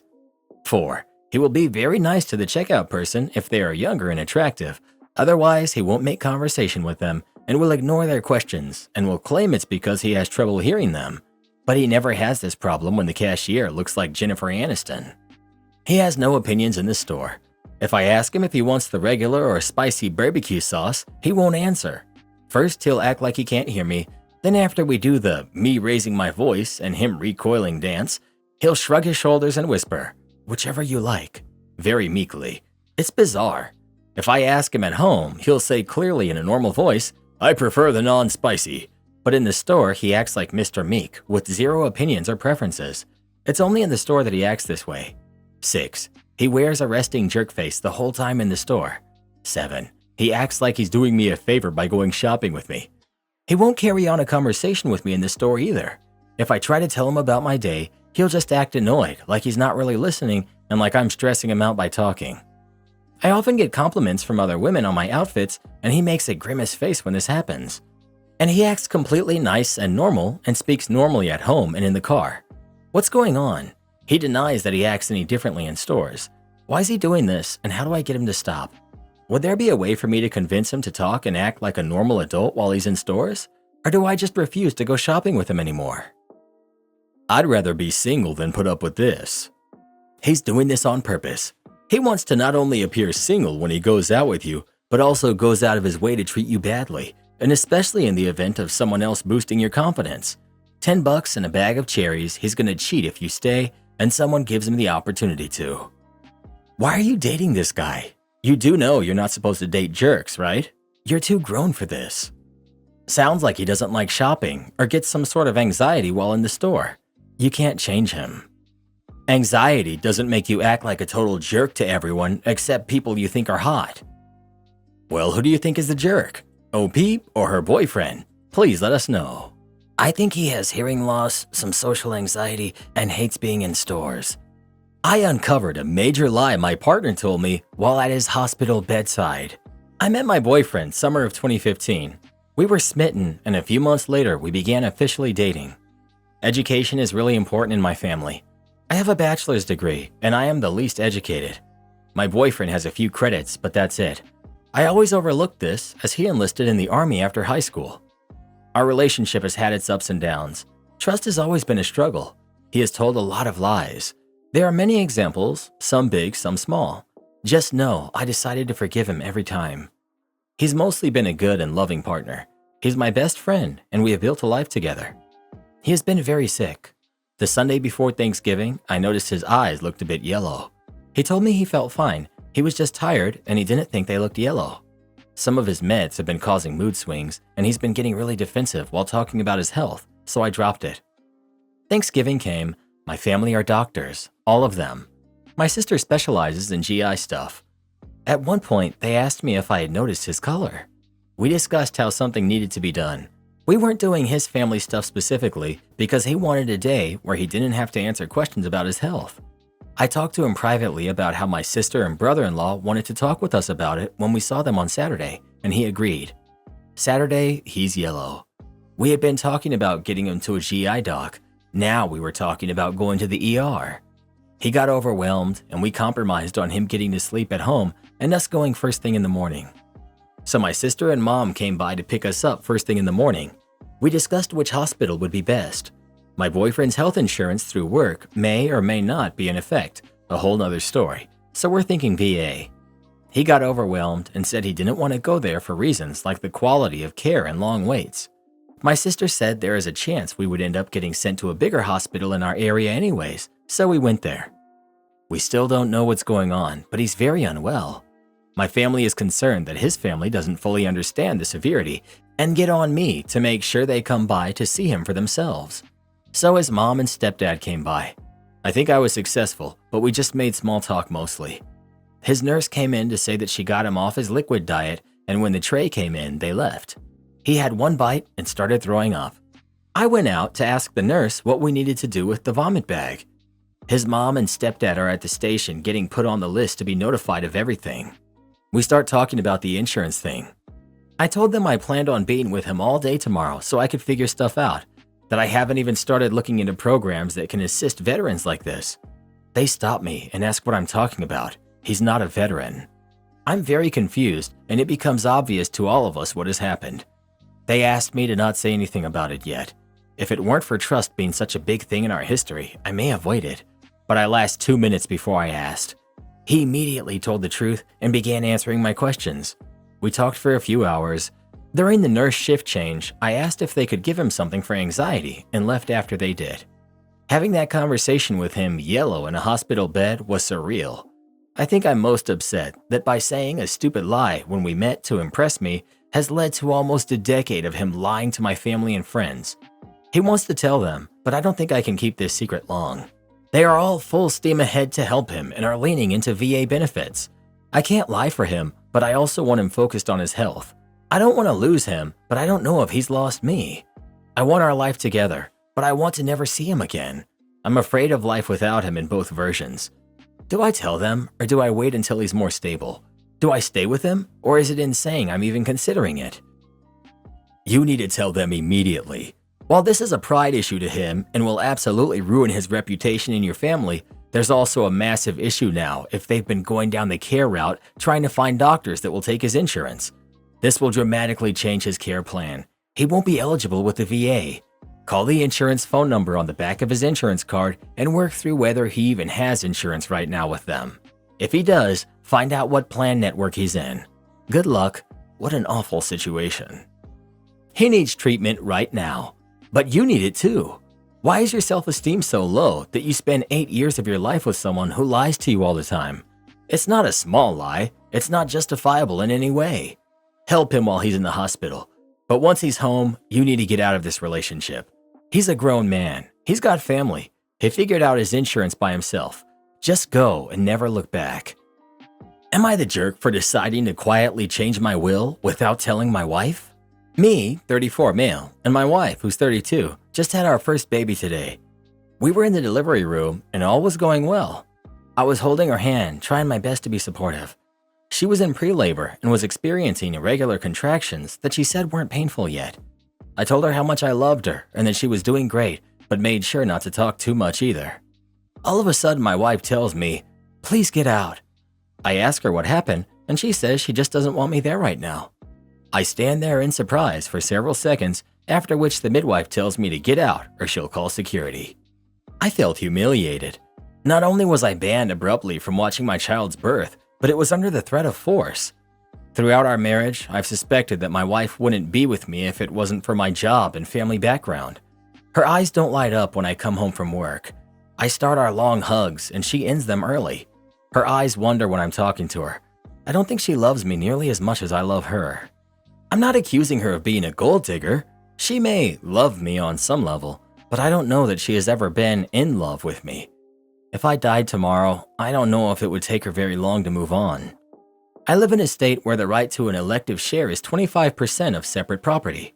We don't have a prenup, so this means that my wife has a right to at least 25% of my separate property if I die, even if I were to disinherit her in my will. I've decided to will her 30% of my separate property. It was previously 100%, and 100% of our communal property if I die. The rest of my separate property, including income-producing assets and heirlooms, goes to my kids and other family members. Am I the jerk? You should read up on stages and phases of labor, specifically transitioning to stage 2 of labor. This is a common reaction moms have, and it's due to an abundance of hormones and emotions, and maybe consider speaking to your wife about how you've been feeling. It's understandable you were upset and hurt that she threw you out of the delivery room, but clearly your marriage already has issues if you jump from that to changing your will the same day. You two need to have a heart-to-heart conversation. Do note though that your wife didn't threaten to remove you by force. That was the midwife. And without more info, it's hard to assess her feelings. All those things you described are things both my husband and I have done to each other at some point. Eyes wandering, not in the mood for a long hug, etc. It doesn't mean we don't love each other, just that we're not always in the mood to show it. Amazing that OP has the mental bandwidth to be strategizing like this on the actual day his first baby was born. Extremely petty and self-absorbed. Makes me wonder if he's on a completely different planet than his wife in general. Sounds like she was well within her right to demand space from him so she could focus on birthing a human. Yikes. Not the jerk. Pregnant-splaining at its finest. Out and about again today. But hormones and embarrassment. Goodness gracious. Change your will as you see fit, regardless of the reason. It's your crap. Do with it what you want. Would you like to have a whole room of people watching you push out a kidney stone? 'Cause I sure wouldn't. Awesome comparison. Didn't think someone could come up with anything so stupid, but Reddit never lets me down. Not the jerk. I'd paternity test the kid though. I'm guessing she had a panic moment that it might show it's not yours. Our OBGYN told us of the multiple occasions a husband was asked to leave to be sure the baby was the right race for the couple. My own mother stole my wedding dress and ruined it. When I was 16, my parents kicked me out. I had grabbed a few bags and left to live with my best friend, who was 16 male, and his parents at the time. Before I was kicked out, I was given my grandmother's wedding dress, which I wanted to wear as my own one day. Once I was kicked out, my mother and sister raided my room for whatever they wanted before I came back to collect the rest of my stuff. I did notice this at the time, but I didn't have the mental energy to fight about it. The wedding dress was one of those items taken from me in 2021. She used the excuse that the people I was staying with left their house unlocked and she didn't want it stolen or damaged, so she was going to get it cleaned and boxed, and she stated, "You shouldn't have it, it's a family heirloom." Today I got it back, after 2 years of fighting her for it. The threat of police and courts caused her to finally fold. She doesn't want legal trouble as it would make her perfect image crumble in front of her friends. I had to go to my grandmother to get a recording of her stating that it was mine. Keep in mind, my grandmother is 92 and has bad memory, yet she remembered that 2 years ago she gave it to me and remembers the entire day in detail. So anyways, after all of that, which I've left so much out, I open the box and it's ruined. There's thousands of dollars worth of damage. She handed me the box with the dress after going on a rant about how she spoke to Grandma and anyone in the family who wants to use it should be allowed to, as that's what Grandma gave it to me for, was to be the keeper and lend it out when it was wanted. False. In the recording, I ask, "What did you do with your wedding dress? It's okay if you don't remember." She said, "What do you mean? I gave it to you." I told my grandmother, "I will be wearing this as my wedding dress," and she states, "I wish to see you in it again one day," as she most likely won't live to see the day that I'm married. Nowhere in the conversation does she mention the fact that I have to lend it out to others. In fact, she affirms that it's mine and mine alone. I told my sister after I've worn the dress at my wedding, I might lend it to her. This dress drama started because she wanted to clean and keep the dress from being damaged or stolen, only to steal the dress from me, clean it, and damage it beyond belief.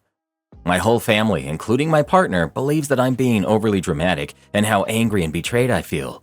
However, I feel I have the right to be angry, as she stole and damaged my dress, then tried to turn it into some kind of communal wedding dress after it was specifically given to me. I called her, and she sounded like she was trying not to laugh, saying, "Well, that's the risk you take when getting an old wedding dress dry cleaned." I believe it's 100% her responsibility to fix it, so I will be demanding she gets it repaired at her cost. I'm so tired of being invalidated, but I need to know, am I the jerk? Not the jerk. If it has thousands of dollars worth of damage, I'd take her to court. Not the jerk, but you actually wrote your own solution in your post. You said your mom doesn't want any legal trouble. She destroyed your dress, your property. That's a crime. Call the cops on her, and when she calls enraged, tell her that's the risk you take when you damage other people's belongings.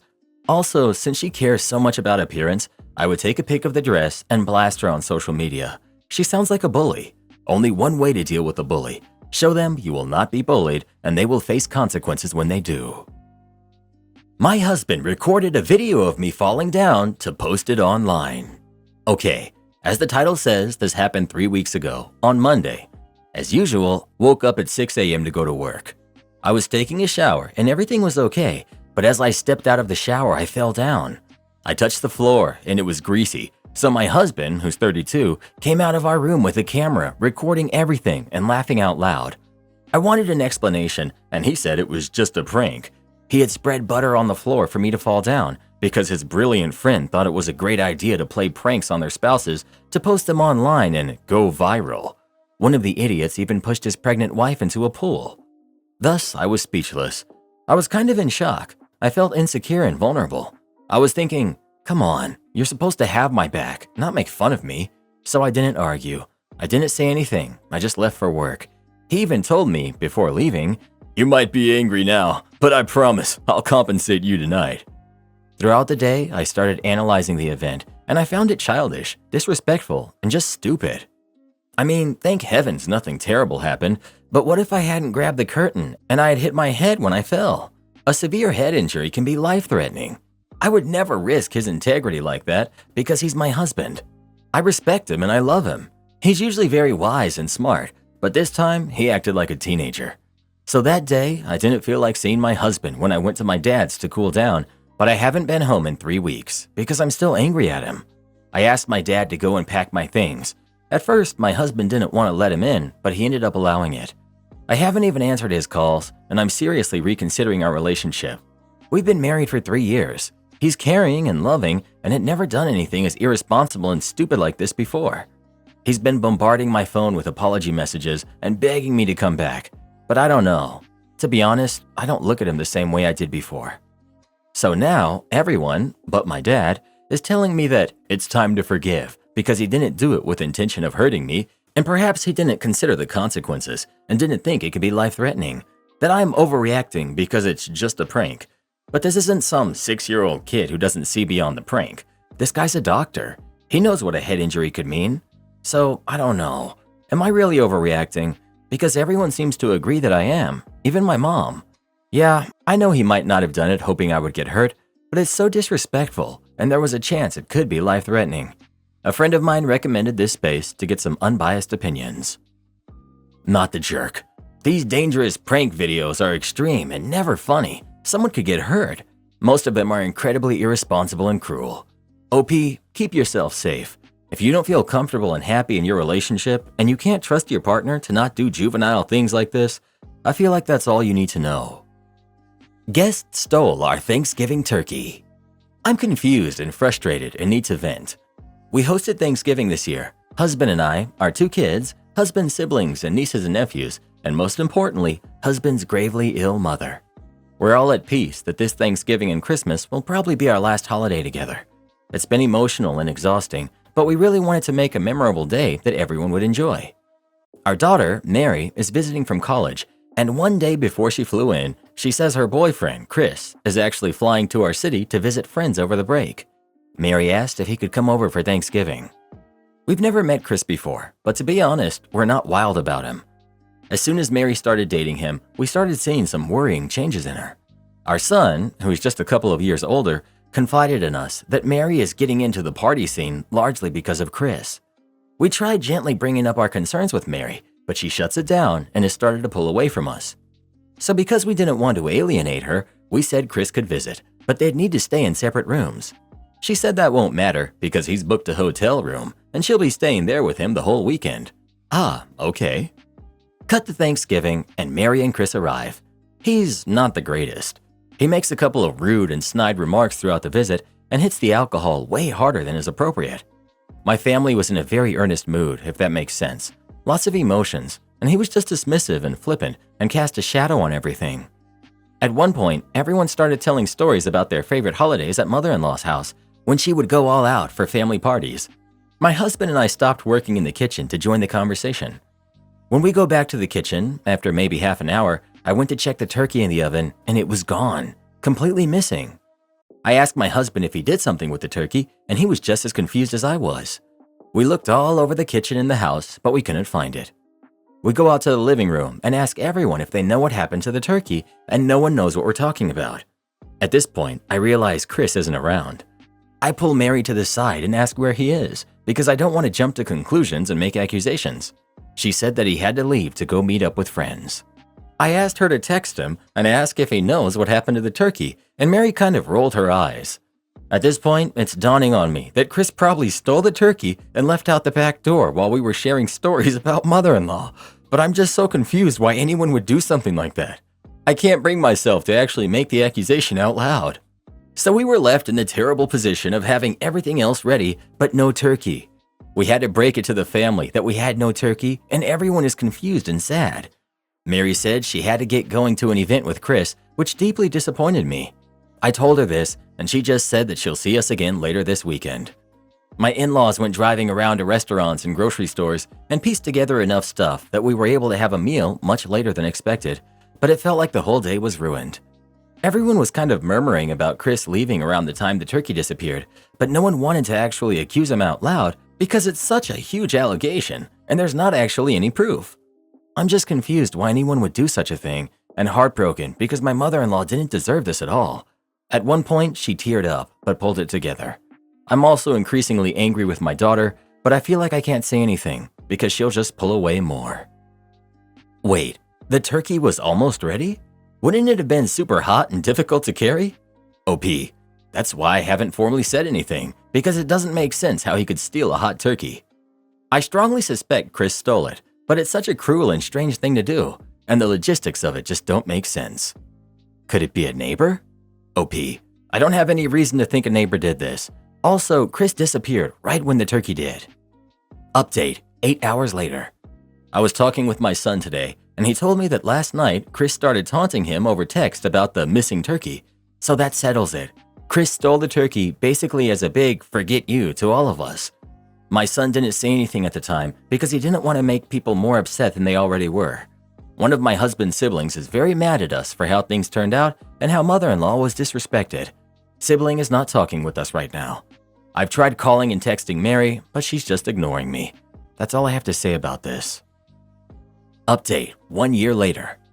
Last year, I hoped to talk with Mary in person about what Chris did, but she blew me off and didn't visit home for the rest of Thanksgiving weekend. We spoke briefly on the phone a few days later, but she denied that Chris stole our turkey, even though Chris taunted my son about it, basically admitting what he did. Unfortunately, my mother-in-law passed about 2 weeks after Thanksgiving. The ripple effects were profound. Our family expected her to live through Christmas, so it was very difficult to lose what we thought would be her last holiday. And it was even more bitter that the Thanksgiving that was her actual last holiday was ruined by Chris and his incomprehensible theft. From there, it got even worse. Mary flew in for my mother-in-law's funeral and mentioned that Chris might travel with her to see a concert in our city. We made it clear that he was not welcome in our home or at the funeral. He ultimately stayed at their college. But on the day of the visitation, an anonymous threat was made against the funeral home, and we all had to evacuate while the police did a search. The police were never able to prove it, but I strongly suspect Chris made the threats. My mother-in-law's visitation was cut significantly short, and she was denied a dignified end. Some people who wanted to pay their respects ultimately could not because of the evacuation and inspection. One of my husband's siblings has gone no contact with us because they blame my husband and I for ruining the end of mother-in-law's life by inviting Chris to Thanksgiving last year. Mary refused to take any responsibility for how her relationship with Chris has damaged our family. We, husband, I, and Mary, have mutually decided to go no contact. My son has minimal contact with Mary and follows her on social media. Apparently, Mary and Chris are still together. I'm sorry I have such a sad update, but my family and I are very grateful for all the support we received last year. Thank you. No contact means cutting her off financially, correct? OP. Part of it is there's money in a trust fund for mother-in-law that Mary is legally entitled to, and my husband is the administrator. We also don't want her out on the streets or to abandon her education. That would drag her down even further as a person. What did I just read? What type of person would steal a Thanksgiving turkey straight out of an oven or call a threat in on a funeral home? I hate that OP's in-laws cut them off for inviting Chris to Thanksgiving.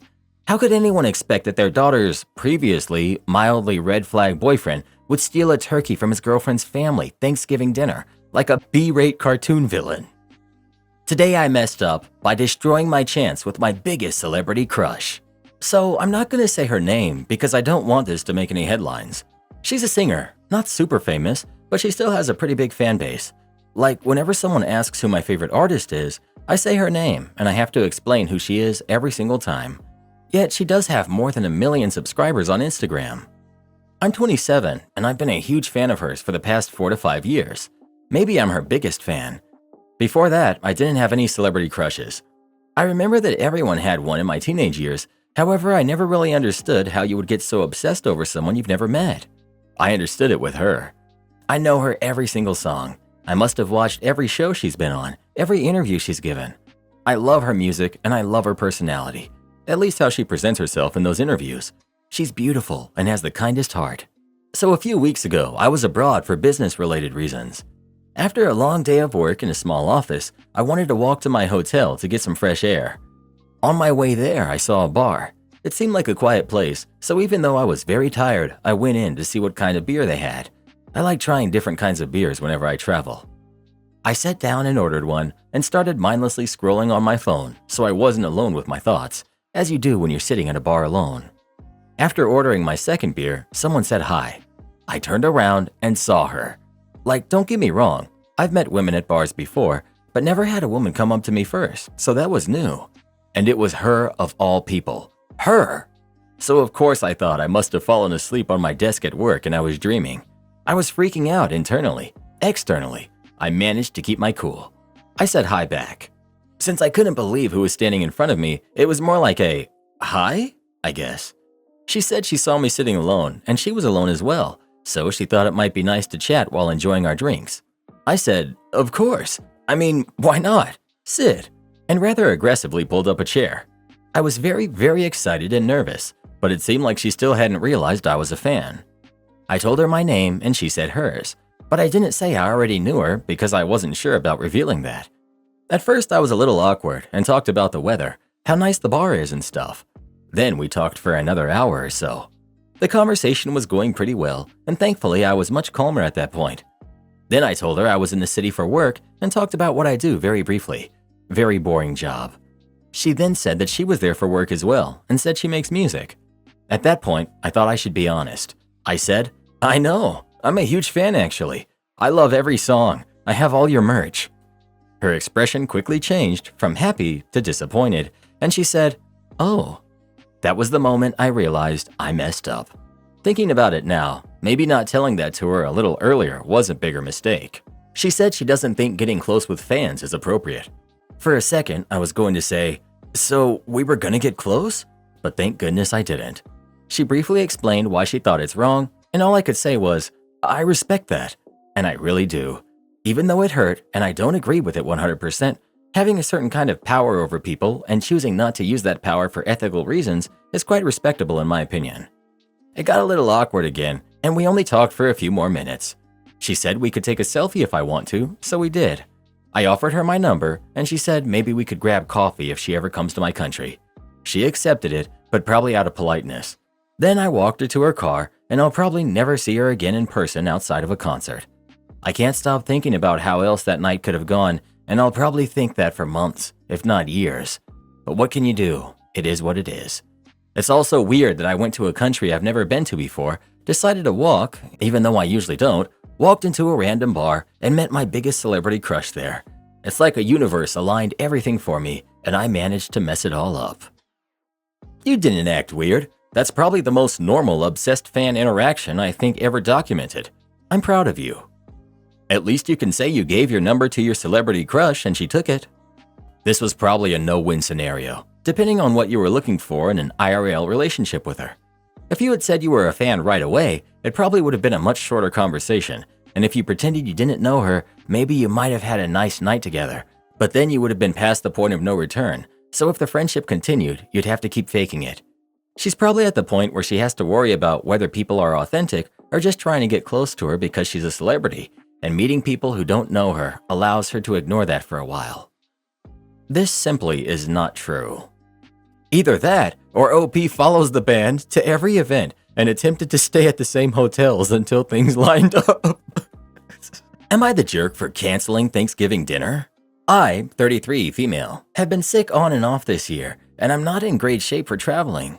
Nothing serious, I'm just exhausted, and my husband and I decided not to spend Thanksgiving with our families this year. Also, his parents are on a cruise, and mine are spending Thanksgiving with my brother and his wife at her parents' house. So everyone's happy and no one is being left alone on Thanksgiving. Since we had a group of friends in town that aren't traveling for Thanksgiving, we decided to hold a Thanksgiving dinner and invite a total of 10 friends over. I have everything prepared and actually ordered a Thanksgiving meal for 15 people. I like extra food, so it really feels like Thanksgiving, and then everyone can take some when they leave. We ordered because I feel physically too weak to pull off a Thanksgiving meal for this many people, and my husband can't do it alone either. We were both looking so much forward to Thanksgiving dinner.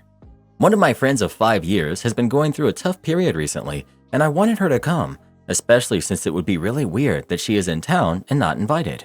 However, my friend, let's call her Tina, has been engaged to her fiancé, Max, for over 5 years, since before I met her. So me and my husband have always hung out with Tina and Max as a couple.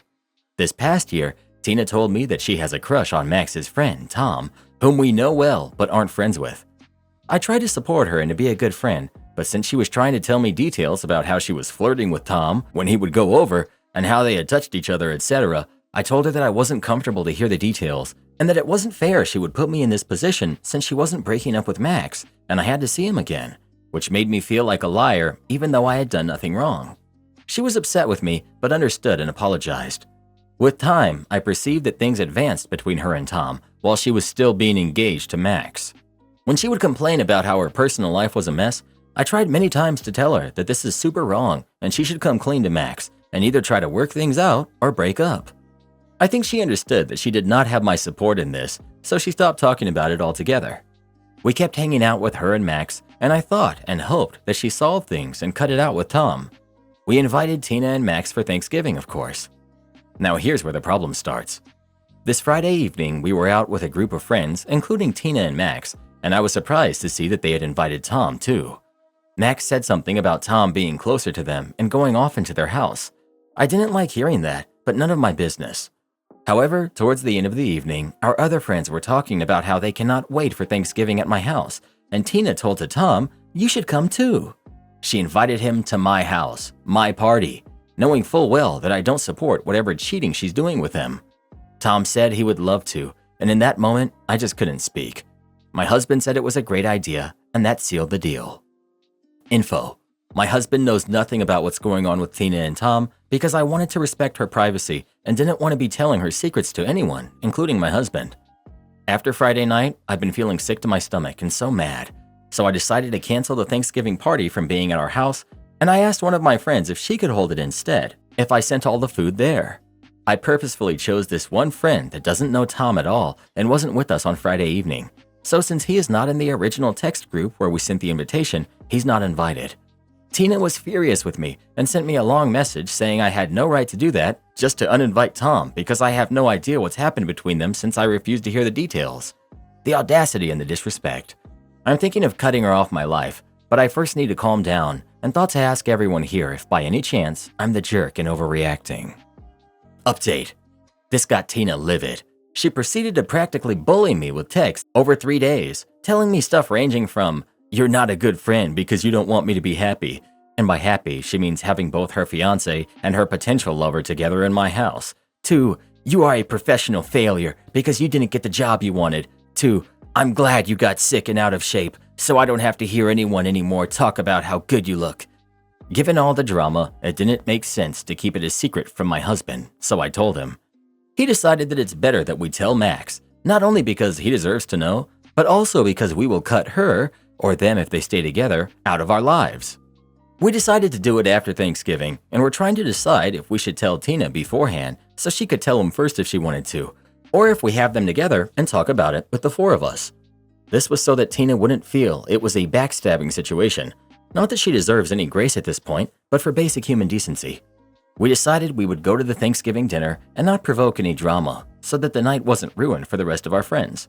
There was no reason to believe that Tina would cause any scenes because she was chatting very normally on the group chat and even joking about something I said, even though separately she was sending me rage-filled messages. However, this late afternoon, I learned that she had created an additional group chat and told our friends that I've been spreading lies about her to them, and anything I had told them was a lie to make her look bad. I hadn't told them a word. My plan was to simply communicate to them that I had cut Tina out of my life after I did it, without providing any details other than saying that she tried to involve me in situations that made me uncomfortable. I also had planned to tell them that they didn't need to choose between me or her, and that we could still hang out and I wouldn't mind to skip the events where they wanted to invite Tina. Not optimal, but best I could have done. In addition, she asked them to choose between her and Max and me and my husband because she couldn't stand to be in the same friend group as me anymore after I ruined her life. Needless to say, my friends were super confused.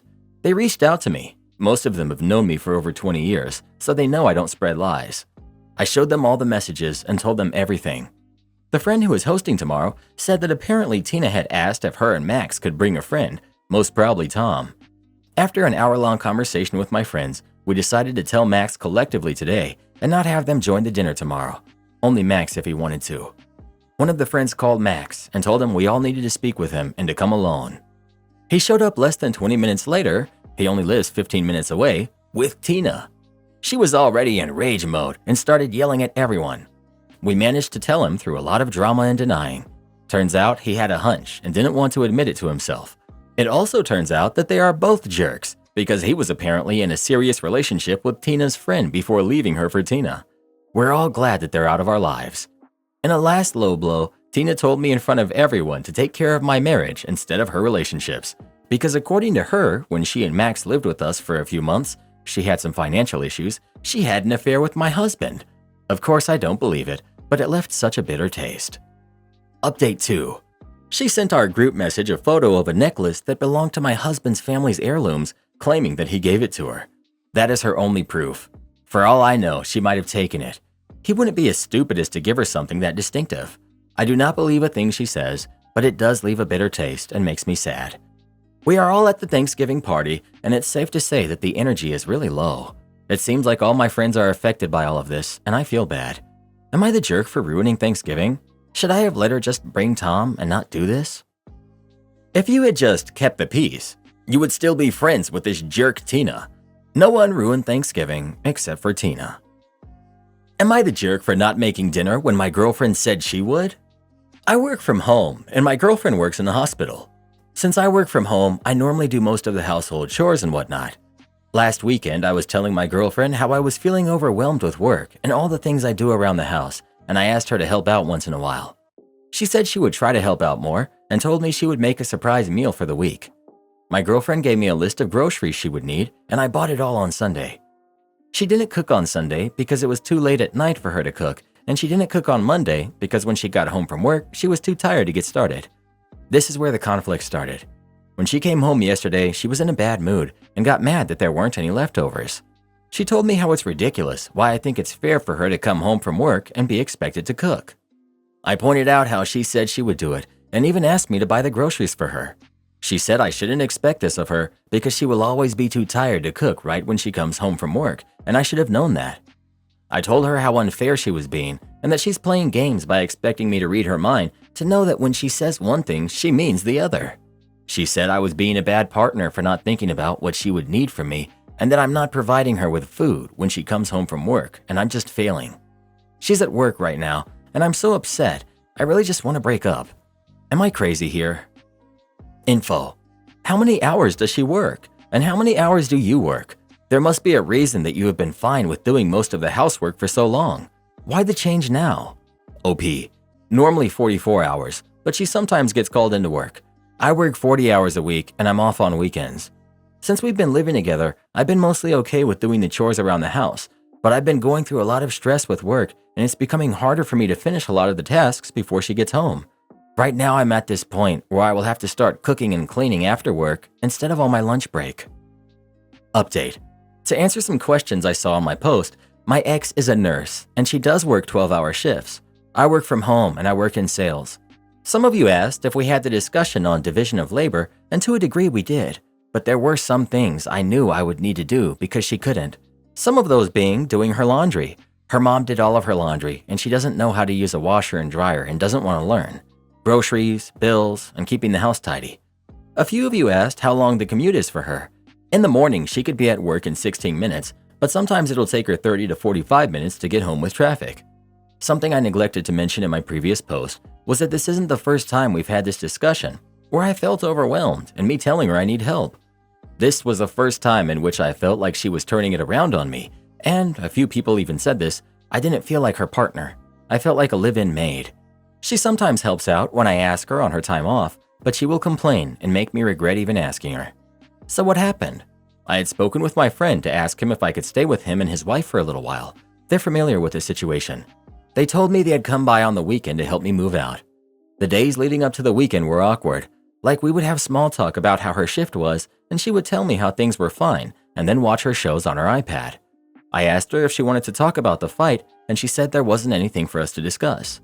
I told her that I wanted to talk about it and if she was annoyed with me. Like she was watching this thing on YouTube and she put it down, looked at me with her eyes wide open. Okay, what do you want to talk about? I told her that I wanted out of this relationship and that I was deeply unhappy. She asked me why I hadn't told her before, like months ago. I told her how I had been telling her so many times that I've been feeling overwhelmed and she wasn't helping but contributing to my struggle, and I didn't want to live my life like this. She got mad at me and repeated that I never used the words that I wasn't unhappy and that there is only so much that she can do when she gets home. I told her how crazy that is, not to put two and two together to see how overwhelmed can lead to unhappiness. She asked me if this was because she didn't cook or do the dishes. The day I wrote the original post, I made roasted vegetables, but I was feeling really sick, and I asked her to do the dishes, but she didn't do it. I told her that it was partially that, but I also specified how I hate feeling like the bad guy for just asking her to help out, and that she won't help me even when I ask, but I will do anything for her if she asks me to. She told me that I should feel like a bad guy and a bad partner for expecting her to cook or clean when she comes home from work, and she's exhausted while I get to work from the comfort of our home. I got really mad because it felt as though she was dismissing how I was feeling and downplaying my stress and anxiety. I asked her if she can see why it's better for us to split up since we don't see each other as good partners. She agreed and told me she wanted to go back to watching her show. I told her I'd be out by the weekend, and she just hand-waved me off and unpaused her show. I don't think she took me seriously. I wasn't expecting it to end like this, and she was acting like it was normal. It was on Friday when she really laid into me that I was packing my things up and she saw it. She was in a bad mood when she came home, and she downplayed everything I did for the both of us. She told me my cooking was awful, that she hates telling me how I need to clean, that her clothes still smelled after I washed them, and the house looked like crap. I didn't want to escalate things, and truth be told, when she gets like this, I actually get scared, so I didn't engage with her. I think it finally hit her that I was being serious. She locked herself in our bedroom, and I don't know what she was doing in there, but I can assume that she had spoken with her parents because her mom called me as I was moving out. Her mom is a sweet woman, and she explained to me how she understands how I must be feeling, but asked me not to leave and said that she would come over to help with whatever I needed help with. I told her it was too late for that, and I couldn't be around my ex for a while. She told me to take some time, but begged me to not end things with her, and that she would talk with her and work something out like a mediation. I told her I'd think about it, partially because I felt guilty not having confided with her about this before. I didn't see my ex on Saturday when we moved out, but she has been texting me and apologizing for her behavior. But she wants to meet up at the end of the month to talk. As of right now, I'm just chilling in my friend's basement and things are okay for now, but I feel so bad about everything. I'm thinking about going to see her and her mom next week just to talk, but not to get back together. Anyways, that's where I'm at right now. More happened, but I tried to keep this as short as I could. Her mom's gonna do whatever she can to get you to stay in the picture. Mom won't have to be her maid as long as you are. Won't let me meet your boyfriend? Consider your date canceled. I'm a single dad, and I have been for about 9 years now. My daughter is 13, and she's the single greatest thing to ever happen to me. About a week ago, she said that this boy in her class wanted to know if she would be up to grab a pizza on that Saturday. We don't really do anything for Thanksgiving, so logistically it worked out well. She agreed to it. When she told me about this, I said that I wanted to meet this guy. She immediately got annoyed and asked why. I said that if a guy is asking my daughter out, I just want to be able to put a face to a name. I promised her it was not going to be some goofy dad interrogates boyfriend and acts all scary tactic. I told her to tell him I wanted to meet him and to just say hi. She tells me that she told him. Saturday comes and I see her heading towards the door. I tell her to hold up and I ask where her date is. She says that he's outside and that they're going to bike ride to the pizza place. I ask why he's not coming to the door. She first tells me he's nervous and doesn't know what he'd say to me. I told her that nice to meet you is a good start. Her story changes and she tells me that he just doesn't see why I have to meet him.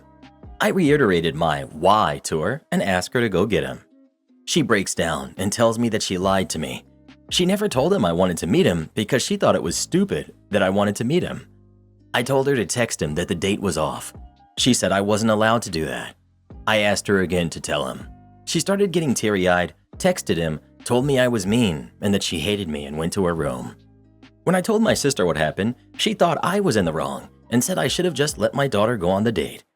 Am I the jerk? You're the jerk. I know your intentions were good, but no daughter wants a dad to be up in their business when dating. I understand, truly, you are trying to be a protective parent, but the way you went about it was terrible. Turning pizza into a guy dating my daughter was mistake number one. You turned a very casual hangout into something more serious than even they were ready to attach to it. Then telling your daughter to tell the guy you wanted to meet him was mistake number two. That doesn't mean you couldn't have met him any more than you could meet any other of her friends before they hang out. But making it this formal put too much pressure on the situation. Finally, when your daughter broke down and was honest with you, you punished her by canceling the date. Why would she ever be honest with you again? Need I remind you, all of this could have been avoided if you had simply walked outside with her, said hi to the date, and then left them alone. I know you were trying to be a good parent, but trust me, next time your daughter gets a date, she won't even tell you because she's learned that it's better not to. Edit to add. OP, for the future, maybe consider how you would have approached this if it was just your daughter hanging out with a new friend. That should show you that there are ways to have safety measures and meet who she's hanging out with without doing the whole, "What are your intentions with my daughter?" thing. I completely understand where you're coming from. I just want to share a different perspective. I was 13 and a freshman in high school. If I ever wanted to hang out with friends, even if my mom had met them before, she would need their number and to meet their parents and get their numbers as well. I was honestly shocked that I was ever even invited to just hang out with people. I have anxiety and I get nervous a lot. So when my mom told me I would have to get all of the information, I just never asked to hang out. I never went out or did anything. I was always too nervous to ask or what rules my mom would put in place. I also had great grades and never got in trouble. I still have a hard time making friends, and yes, it's due to me and how nervous I get meeting new people. I would have liked to have actually done things and had fun while in school. Your daughter and her safety comes first, which I completely understand, but you could have opened the door yourself and met the boy. Kids get nervous over things like this. I would have been terrified and thought that you would have said no, no matter the circumstances, even if it was a good kid outside the door. You're the jerk. My dad did the same thing when I was growing up, and guess what happened? I stopped telling him anything and everything. Like it or not, you're a controlling parent, and don't be surprised when your daughter goes no contact with you. You'll feel bad when she ends up like me because of the controlling parents I had. I'm now almost 30, but homeless throughout most of my 20s, and have had 4 babies, all of which I had to give up because I didn't have adequate housing according to the state. The struggles that I've gone through are not my fault, but all go back to my failed parents and how they always had to stick their nose in my business. To be honest, I hope your daughter ends up worse than I have, just so you can see what happens when you're a bad parent. Dang. Well, what do you think? Is OP the jerk for wanting to meet him or not? Please let us know. I can't think of many places that are worse to seek parenting advice from than Reddit. My wife ditched our family when she thought someone broke into our house. I'm 34, male. My wife, who's 42, is a stay-at-home mom. Last week when I was at work and our 2 eldest were at school, who are 5 and 3, my wife was sitting in the dining room table when she saw a man walking down the driveway and going to the front door. He had what she thought was a hammer. She went to the front door and the guy was trying to get in. The guy saw her and waved and tried to get in. She fled the house and ran out the back door. She left her cell phone and Apple Watch. She also left our twin daughters, who are 8 months old. They were sleeping in their cribs. She ran through the neighborhood looking for someone to help her call the police. Eventually, she found someone and they called the police. The police responded and cleared the house. It turns out it was just a repair guy who was supposed to be going to our neighbor's house, and he had been told that no one would be home and to just come on in. She's mad at me for not being more supportive of her. I was stunned when she told me, and I was surprised that she said she just left our girls there. She's always yelling at me about how I don't do enough for the kids, unlike her who sacrifices constantly. I don't think this is accurate, but it's besides the point. We've been having major issues in our marriage for a long time apart from this. She's acting like this is one of the worst things that's ever happened to her, which is making me madder and madder. I'm having a real hard time putting this one behind me.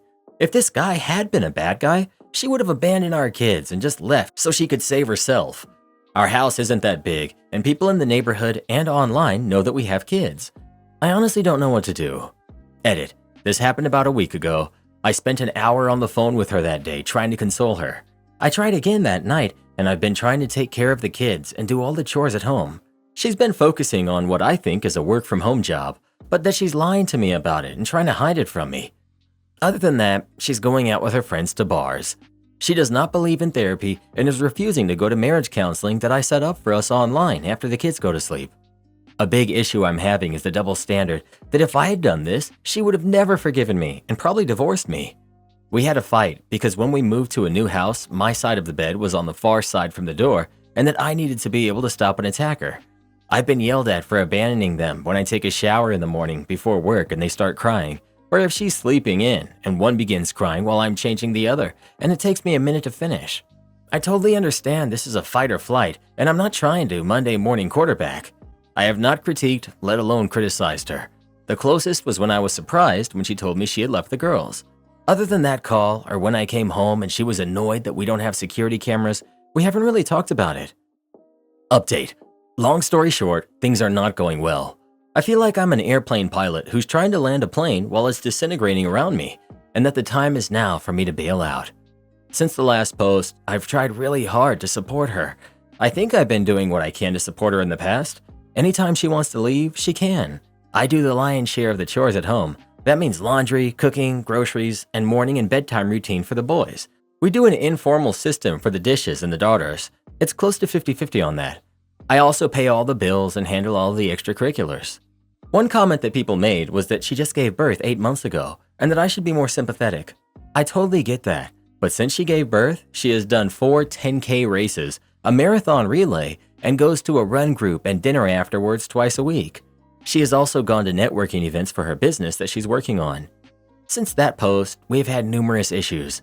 We've had more days with screaming matches, and here's a list of some of the issues we've had.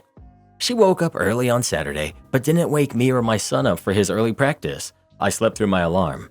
Didn't do anything to help us get ready. Her only question when we came back was how late were we?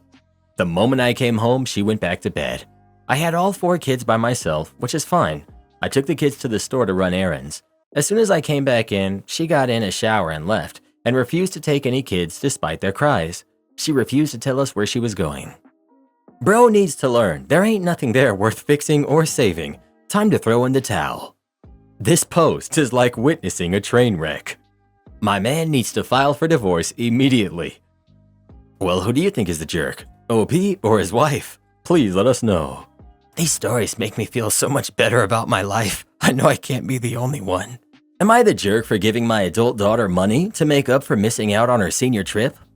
I have 3 kids. We'll call them Brock, who's 24, Misty, who's 21, and Ash, who's 19. Misty graduated from high school in 2020. Due to world events, her senior year was spent at home. Things like her senior trip, spring break, and prom got canceled. Her school never planned a makeup trip or prom for her year and instead went back to business for the class of 2021. Misty, props to her, never complained about it. She accepted things with a sense of resignation, if that makes sense. Regardless, I can see that it hurt her to see her brother and sister get to do the things that she couldn't do. A few weeks ago, Misty reached out and asked if I can help her out with something. Her favorite actor is going to be performing on Broadway next spring, and she desperately wants to see the show. She's in college and has a job, but needs help paying for a ticket. She made it clear that I didn't have to pay for it if I didn't want to, but given what happened 3 years ago and how she took it, I felt bad for her. What she went through wasn't fair. So I bought Misty a ticket for opening night. It was expensive, yes, but frankly, it was about the same amount that was spent for Ash's prom or Brock's Letterman jacket and banquet. My husband doesn't agree. He thinks that I'm spoiling Misty. He doesn't see how it's fair to give our adult daughter money for a trip, but not the same for the other kids. To him, what happened in 2020 happened in 2020, and you can't do anything to fix it. I disagree. Brock and Ash got to go on trips, banquets, and prom for their senior year, and Misty spent hers in lockdown. She really had nothing to commemorate her senior year, and if anything, the money I spent on her ticket came out to less than all of the other senior year expenses for either of our other kids. I need an outside perspective. Am I the jerk, or is my husband in the wrong? Edit. Husband's reasoning. If Misty was under 18, it would be a different story. My husband thinks that now she's an adult, we shouldn't be helping with funding her fun activities, like a vacation or a concert. He's on board with helping to pay for college, a car, house, or a wedding. Adult expenses. Misty wanted to buy a ticket for a cheap seat and was short $100. I decided to take the money we could have spent on one of her senior year activities, for example, to pay for a prom ticket or a dress or a deposit on the trip, and upgraded her ticket to a better seat. Misty is really good with her money. This show she wants to see is a once-in-a-lifetime experience for her, and I agree, after everything she went through, she deserves it. She's worked hard, and she needs a break. Update. It's been a few weeks, and I'm happy to say that we've made progress. I sat my husband down for a talk. Mainly, I wanted to know why he thought I was spoiling Misty, and while he was gung-ho about treating our other kids the same way. I may have also chewed him out for acting like missing senior year was no big deal, because he didn't see how much his daughter looked hurt during Ash's year, and that just because his family cut him off at 18 doesn't mean he can repeat the cycle again for his own kids after spending 25 years trying to prove that he's a better parent than they were. I hate to admit it, but it boiled down to poor communication. My husband just assumed we were giving Misty money to go somewhere on spring break when we've never done that with our other 2 kids. We told our kids when they were starting college that while we're happy to help them with whatever expenses they will need, we aren't going to fund any activities that will involve binge drinking or acting like jerks, like spring break. I grew up in South Texas. I know that environment. My husband told me that while he isn't upset about how much I spent, he wished I had talked to him about it first since we share finances. Now here's where I messed up. I said in my original post that I sent money to Misty. I actually purchased a ticket for her. Knowing how quickly tickets go, I went on the ticket website and just bought one for her. She originally wanted to get a seat towards the back for $160. I saw some available orchestra seats that were closer to the stage for twice the amount. So I told Misty not to worry about it, and I went and purchased her a better seat in the first row behind some tables. The total came to around $350. My husband and I talked it over and we made up. We're going to better work on our communication skills moving forward and be more transparent with our finances. Now here's the big update. Misty came home from college for Thanksgiving. We sat her down at the kitchen table. I had the spreadsheets detailing the amount we spent for Brock and Ash's senior years and the average. We told Misty that we're sorry we never did anything to make up for her lost year. We told her that we have a budget for her. What does she want to do? Misty decided she wanted to do 2 things. The first is to use part of the money to spend spring break in New York. This coincides with seeing the show. Her 2 best friends attend college in New York, so her plan is to take a train. We live in Boston, so it's a 4-hour ride, and spend the week at her friend's dorm. My husband and I are planning a couple of excursions for them, like dinner at a nice restaurant, but this is all going to take time to put together. Misty would also like to use whatever is left to buy a moped. All in all, this turned out really well. Misty is ecstatic about seeing Cabaret. This will be her first Broadway show and her first solo trip. We haven't seen her this happy in a long time. Would I be the jerk for thinking about calling off my engagement because my fiance lied to his family about us having kids? My fiance, 23, and I, 22, plan to get married next year. Despite having a set date, there are still many things to organize, but I'm considering postponing or even canceling the wedding. For additional context, when we started our relationship, I told him I had always been certain I don't want to have kids. In my country, which is not the US, a woman wanting to undergo surgery faces many obstacles, and in most cases, doctors refuse to perform the procedure.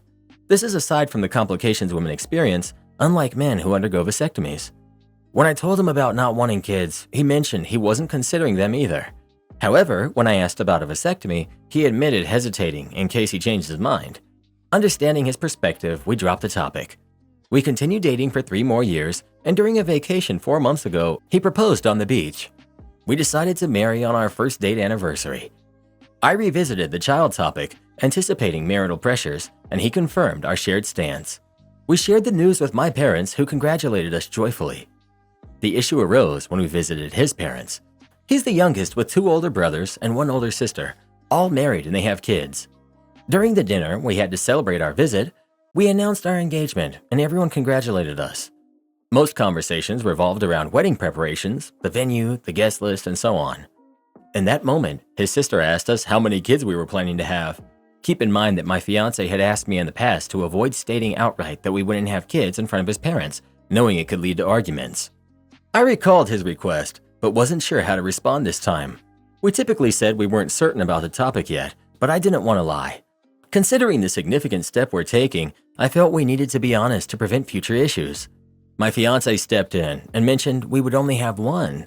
His father and his brother started teasing him for wanting just 1, suggesting we should aim for at least 3 like the rest, so we could experience the joy of a large family like everyone else. He laughed along with them, making jokes about wanting more if I didn't make it difficult for him. At first, I planned to discuss it with him after dinner, but after the last comment, I left my plate, stood up, and asked him to join me in the backyard. It took him a moment, but he followed, avoiding direct eye contact, and commented that my sudden departure was a bit rude. When I questioned him about what he had said, he gave evasive responses, reiterating the desire to avoid arguments. I insisted that we should be truthful now to prevent future problems, but he resisted. I told him I wouldn't go along with the lie. As I was about to leave, he revealed he had changed his mind about having kids, wanting several. He had been thinking about it for months before proposing. I reminded him of our previous conversation, and he admitted he hoped to convince me after marriage. I told him I wouldn't change my mind, and out of nowhere, he started insulting me, calling me names, saying that I'm selfish for wanting to deprive him of the best experience in the world. I didn't expect him to treat me this way, so instead of responding, I went back to his family and revealed the whole truth, stating that I would never change my mind. I then packed my bags and left. Now I'm at a hotel, and after talking to my family, who told me they had crossed a line, I decided I needed to vent. I was always upfront with him about my desires and asked for honesty.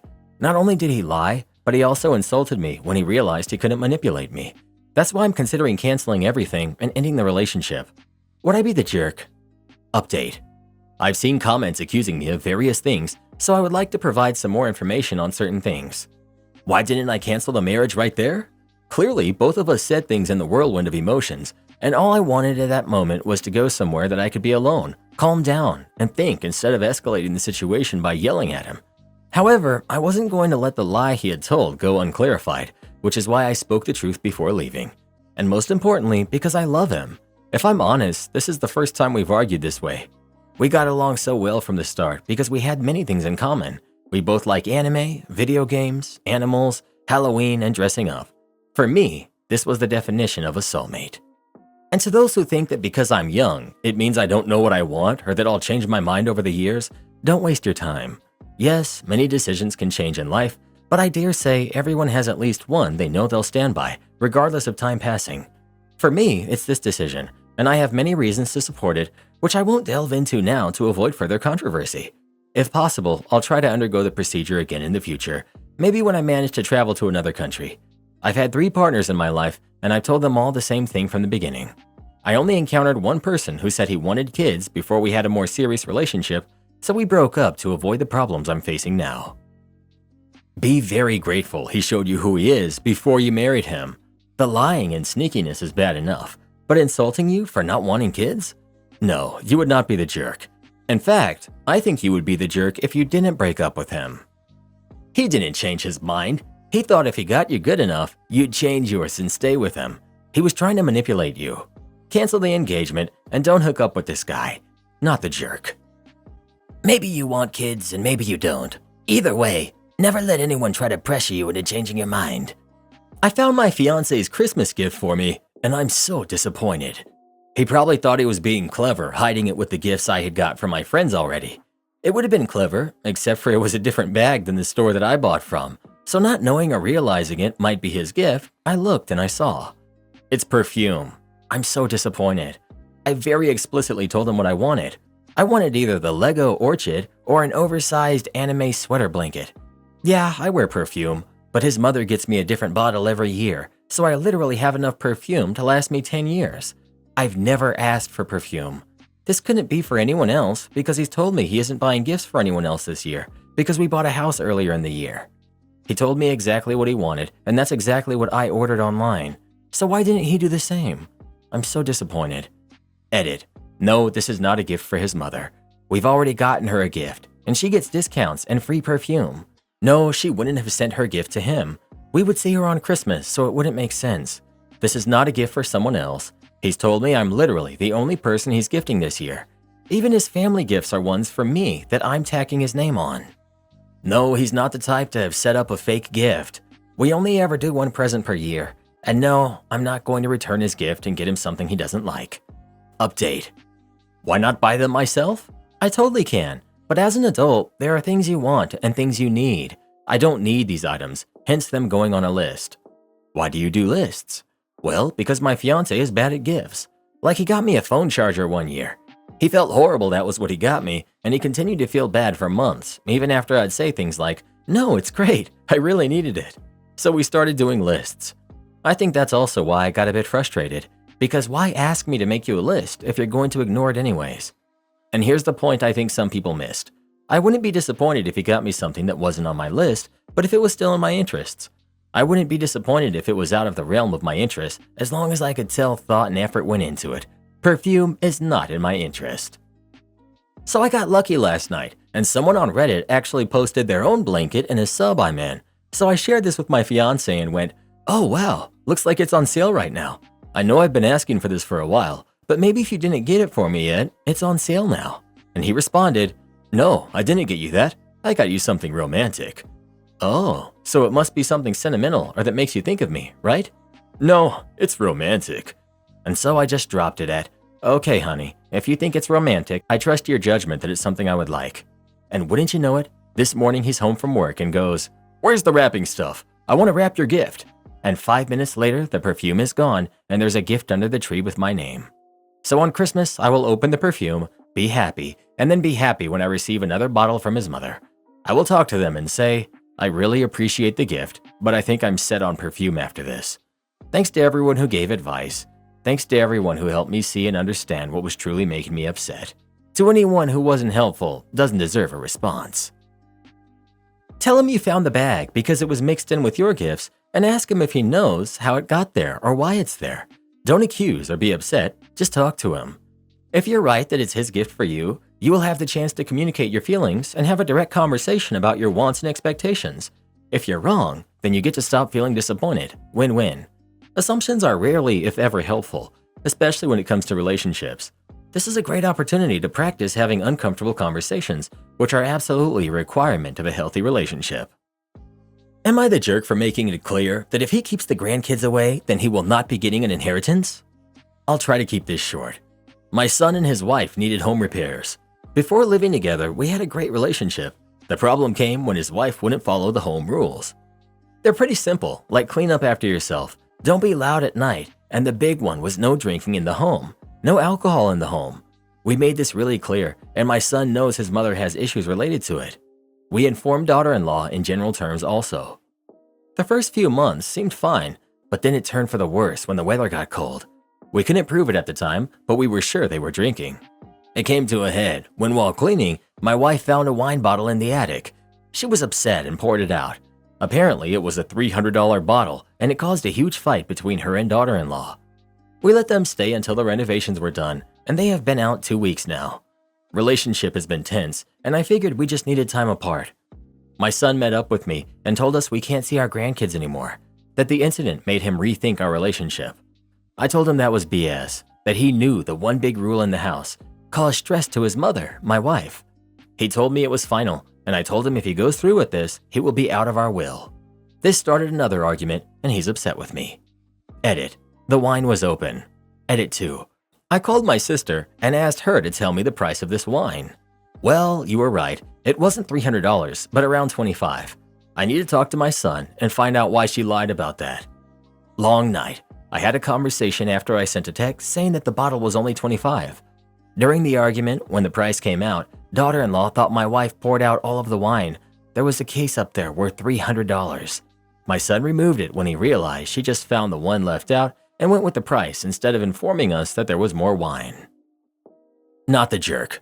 Don't know why everyone thinks it's acceptable to be so dependent on alcohol that being asked to not drink it for a little while is a crime. You were kind enough to offer them to stay in your home and gave them some rules to follow. When they didn't follow them, you didn't even kick them out. Your son and his wife are being massively entitled here.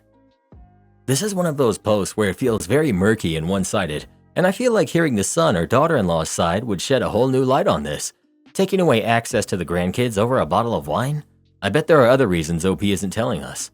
I think OP is only telling selective bits of the situation. I reserve judgment on the basis of not having enough information. Am I the jerk for saying I don't need to be thrifty? I'm engaged to Matt. Matt was raised by a single mom, Tina. It was the first time Tina came to stay with us over Thanksgiving. I get that there is some class difference. Tina worked mainly in restaurant and retail jobs to make ends meet. My mom is an engineer and my dad is a lawyer. Tina stayed on our couch and immediately tried to make me into this thrifty housewife for her son, although I'm currently making more than him as he's finishing his post-grad internship. It became hostile about things like our hand soap in the bathroom, kitchen towels, and trash bags. We got into a major fight over them. I normally just use trash bags that originally came with our trash can. I never really paid attention to the price, but after we got back from grocery shopping and I didn't get stovetop stuffing or mashed potatoes, she was mad at me. She didn't like the grocery store I chose to get our mini Thanksgiving dinner. We went to our loft and she started yelling at me about how I didn't need to shop the way I do and that I needed to wise up money-wise and not waste her son's money.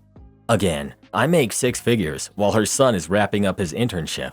But after that, he should match or exceed my pay in 2 years, so the price of milk and trash bags is not something I think of. I told her that. I don't know what happened, but she starts crying, saying about how horrible I am. I got angry at her and left her in the loft and texted Matt about her. I went to stay with my sister and her girlfriend who live on the other side of the city overnight. They were planning to come out to our mini Thanksgiving. This is Wednesday night. Matt asked if we could now skip hosting because his mom is not in a good place and I upset her. They ended up eating the turkey I was going to prepare and then made Matt rush to get stovetop stuffing and instant potatoes. He dropped overnight bag off at my sister's. Normally, Matt and my sister have a good relationship, but she yelled at him. His mom left, but Matt thinks we should discuss finances. My whole family heard about what happened over trash bags and Matt canceling Thanksgiving. My family is angry at him and his mom. My mom thinks I should cancel the engagement, but Matt and his mom think I'm awful for just leaving his mom crying in the apartment and I acted like a snobby diva to her. Not the jerk. Matt needs to have a talk with his mom and explain that you are currently the breadwinner and that you and he make financial decisions about how the two of you shop for your household. And if she has issues, she should speak to him about them. If he won't, you have a fiancé problem, not a mother-in-law problem. She went off on you in your own home because she didn't like the grocery store you shopped at for Thanksgiving. You and Matt are hosting, at which she was a guest. And then she got upset that you didn't console her after she picked a fight and went off on you. Your fiancé took her side, canceled Thanksgiving for your family, and ate the food you bought and were going to prepare with his mom.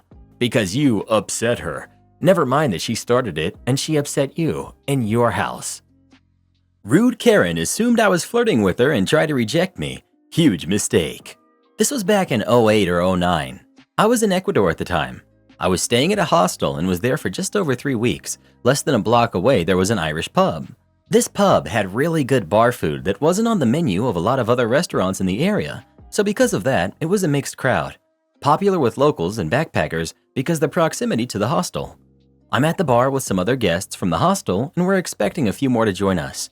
Next to me is a bar stool, and on the other side of the bar stool are 2 women talking. They're obviously friends. In Spanish, I asked the woman closest to me if she's using this empty chair and if it's okay if I grab it. Spanish is not my first language, but I can still speak it clearly and confidently, and I grew up speaking it since I was a kid. She says to me in Spanish, with a smirk on her face, that she does not understand me and she does not speak English. I ask for the chair again in Spanish while motioning to it, and she says again that she doesn't speak English. I ended up getting the chair from a high-top table that was behind us that no one was using. At that point, she turns to her friend and I hear them mumble, "I don't know why he's talking to me." And I hear them chuckling to themselves, assuming that I was trying to flirt with her and I guess she rejected me. Cue petty revenge. Throughout the evening, I know that she heard me conversing in Spanish with the bartender, so by this time, she knew I definitely spoke Spanish. The napkin dispenser is directly in front of me and she asks me in Spanish if I can hand it to her. I look at her confused and I point to the napkin dispenser, then look back at her and lean in a little as if I didn't hear what she had said. She again says that she needs napkins and if I can hand her the napkin dispenser, all in Spanish. I look at the dispenser and then back at her and I very clearly say, "Lo siento, no habla inglés." I'm sorry, I don't speak English. She gives me shocked Pikachu face, she turns bright red, and then I give her the cold shoulder. Don't flatter yourself, lady. I wasn't trying to flirt with you. I was just wanting the bar stool. No, the bar was not loud. There was music, but easy to carry on a conversation. So yes, I'm sure I said it correctly. I am bilingual. Spanish was not my first language, and I typically don't write in it, but speaking it is fine for me, and I've been doing so since I was a kid. Yes, this story really happened.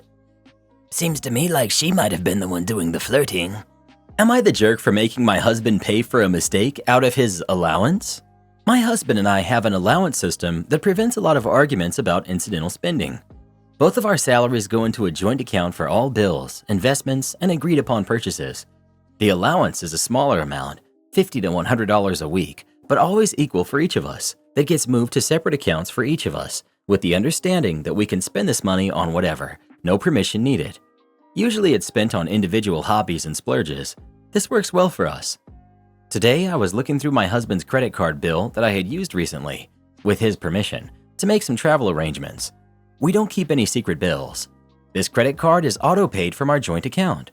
I saw a $73 charge to YouTube and asked him about it. He said he didn't remember buying anything, so I dug deeper. Turns out he had subscribed to YouTube TV last December to watch a football game on a road trip and he had forgotten about it.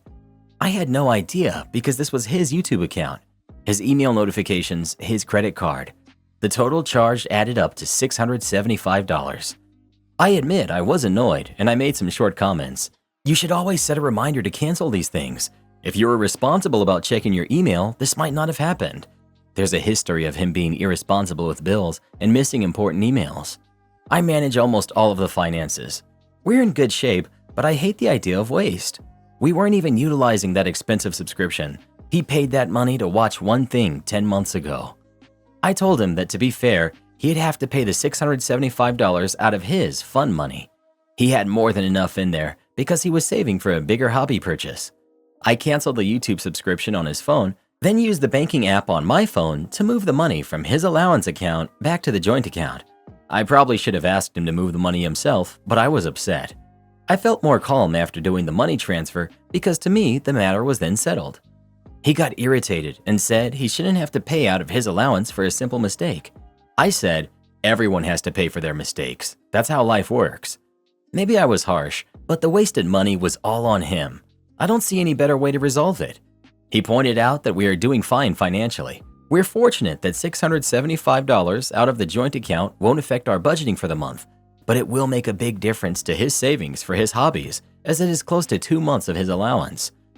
His allowance. It was the principle of the matter to me.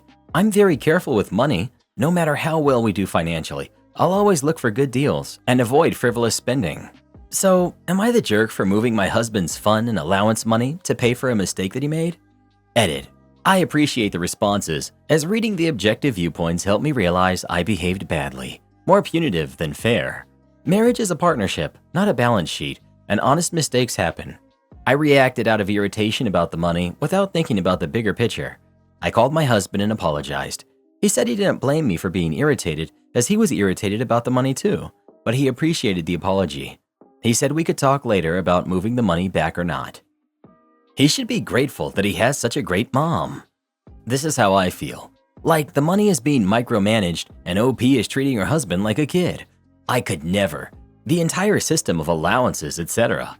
Best option is to have a joint account and then also have separate accounts. A set amount of money goes into the joint accounts each month to cover bills and savings, but the majority of each individual's expendable income can stay within their personal account, and they can do with it whatever they want to, as long as it doesn't jeopardize the overall finances of their marriage and partner. I would never share my finances with someone who wanted to have allowances. They can treat their own income that way if it works best for them, but I don't want someone else controlling how I spend my money so long as I'm not misspending or hurting our overall marriage. If he only used it once, ages ago, he might be able to get a refund by reaching out to customer support. I assume you'll be the one doing that for him. Not the jerk, because it seems like he's habitually irresponsible with money, and this is the proverbial straw. Unfortunately, you're the jerk. I'm like you in that I'm very careful about charges and reviewing my credit card bill, so he or you should definitely be doing that. He shouldn't have been so careless, but it was a mistake. Everyone paying for their mistakes may be how life works, but you're a team, and it doesn't affect your finances. Let's use the golden rule here. Would you want him to punish you for a mistake like this? OP. You're right, my reaction was out of irritation, but it was purely a mistake on his part. Despite the carelessness, he didn't do it on purpose. After having some time to calm down and read these objective responses, I realize I'm in the wrong, and I will apologize to him. To be honest though, I would pay it back from my own account if it were me. I would feel too guilty about the money and the mistake otherwise. While it was a mistake, and he should have been more rigorous, he's not your 12-year-old kid. Allowances, taking away allowances. You both are adults here. A mistake was made, it's been corrected, and see if there's a pattern. This isn't a mistake where you've gone broke or can't pay your bills, etc. Well, who do you think is the jerk? OP or her husband? Please let us know. Bruh, if I make some sort of mistake and waste $650, I'm not gonna expect anybody else to pay it. That's up to me. I did it. I should take accountability for my actions. Accountability though, Karen, that's the word. Reddit, you know, they're just not big fans of that whole concept. No wonder they're all so crazy. My boyfriend's female friends have disinvited me from multiple holidays. Should I accept this?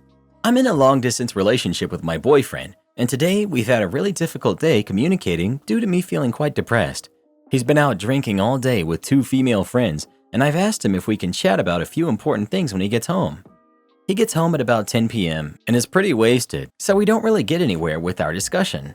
He then tells me around 11 p.m. the 2 girls are heading over because one has just had a huge fight with her boyfriend. I ask him to ask them to go somewhere else, as I really want to sort out our issues, and he lies and says, "They probably won't turn up." 10 minutes later, he says they're out the door, but when I dig a little, it's actually only one of them. They're friends, but they do have a history. He's aware that I'm not comfortable with them on a one-on-one when booze is involved. Not through lack of trust, but more so I feel it's disrespectful to me. He begins to hang up on me, telling me I'm being irrational when I keep asking him to please respect my boundary. So I tell him if he won't listen to my boundary, I'll ask her, because we went to school together and we are reasonably friendly. He continues to go off on me, telling me I'm irrational, while she tells me how platonic they are. But neither acknowledge the fact that as a long-distance couple, one thing I don't feel comfortable with is drunken sleepovers with old flings, as I don't feel like we need the added stress, and I know he would flip if I did. Why do people stay in relationships with people who do this kind of stuff? I just don't get it. I've clearly laid out all these boundaries to him multiple times through prior conversations. Am I the jerk for messaging her when he ignored me? I would love to hear what people feel a fair compromise would be, and also if I need to consider if my expectations are too high. For context, the clique is my boyfriend, 2 girls and 1 guy. I attended school with the girls and briefly dated my boyfriend's male friend 6 years ago. They also have all done things together in the past, kissing only. My boyfriend and I began dating in December of 2022, and I've known him since childhood, but we lost touch for over 15 years. At the beginning of our relationship, I sensed negativity from this group of friends, but was reassured by all of them that there was no issue. My boyfriend and myself also cleared things with his friend who I had dated, who assured us there were no unresolved issues and that he was happy for us. Fast forward 3 months, and they were drinking and book a holiday. My boyfriend initially invited me, but the group stated they didn't want it to be a couple's holiday, and therefore they didn't want me to go. His male friend at this point cited our history as a reason why he felt uncomfortable. I reluctantly accepted this, but assured my boyfriend I didn't think it was appropriate for the past to be used like this in the future, as I felt we should all move forward and accept the present. The issue did cause a rift between myself and my boyfriend, affecting how secure I felt in the following months, as I wasn't sure how he would respond in future instances. Another trip was discussed, and my boyfriend said he would ask his friend not to exclude me, but a while after this conversation occurred, his friend again messaged their group chat to request if it could be just friends. By this point, my boyfriend has not stood up for me regarding this issue for many months, and last week I became fed up of the atmosphere and messaged 2 of the friends asking why they kept covertly uninviting me. They both responded very defensively, and the male again reiterated our history as a relevant reason. He also stated the 4 of them have a special friendship, and time together as a 4 is valuable. My boyfriend has seconded this. He said initially he would have liked us to get along, which we do, but that's obviously not what they want, and despite my efforts, they prefer it just being the 4 of them on holidays and trips. He also said he wouldn't be against supporting the exclusion of me on certain trips, as you can't force them to want to spend time with you. All I want is for us to just be mature, squash it and move on, but it does feel like no one wants to do the same. It also feels like my past dating history is being unfairly used to justify this.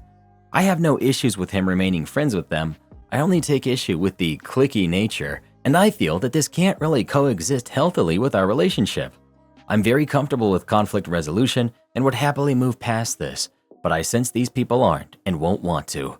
We're currently on a break while we both evaluate our boundaries.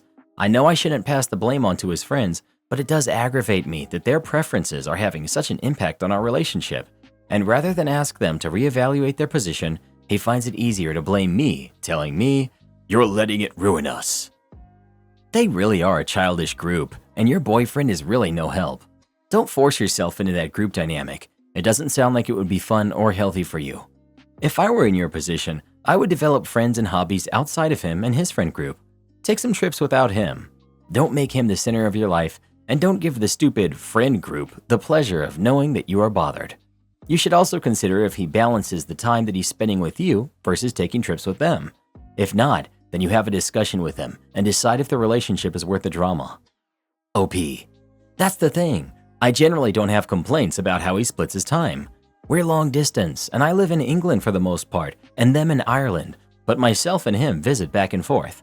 I just don't like the precedent that it's okay for me to be excluded from future trips from the get-go. But at the same time, if he himself is saying, "I want it to only be the 4 of us," I don't know how to feel about that considering the way that it's all happened. I'm torn between respecting his wishes and ignoring them, or insisting on more respect. Final update. I've explained my feelings over and over, and I've now walked away. I cannot maintain self-respect while accepting a partner who harbors and encourages this type of exclusion, and quite frankly is bullying me. It's an extremely hard choice, but needed for my own sense of self and peace of mind.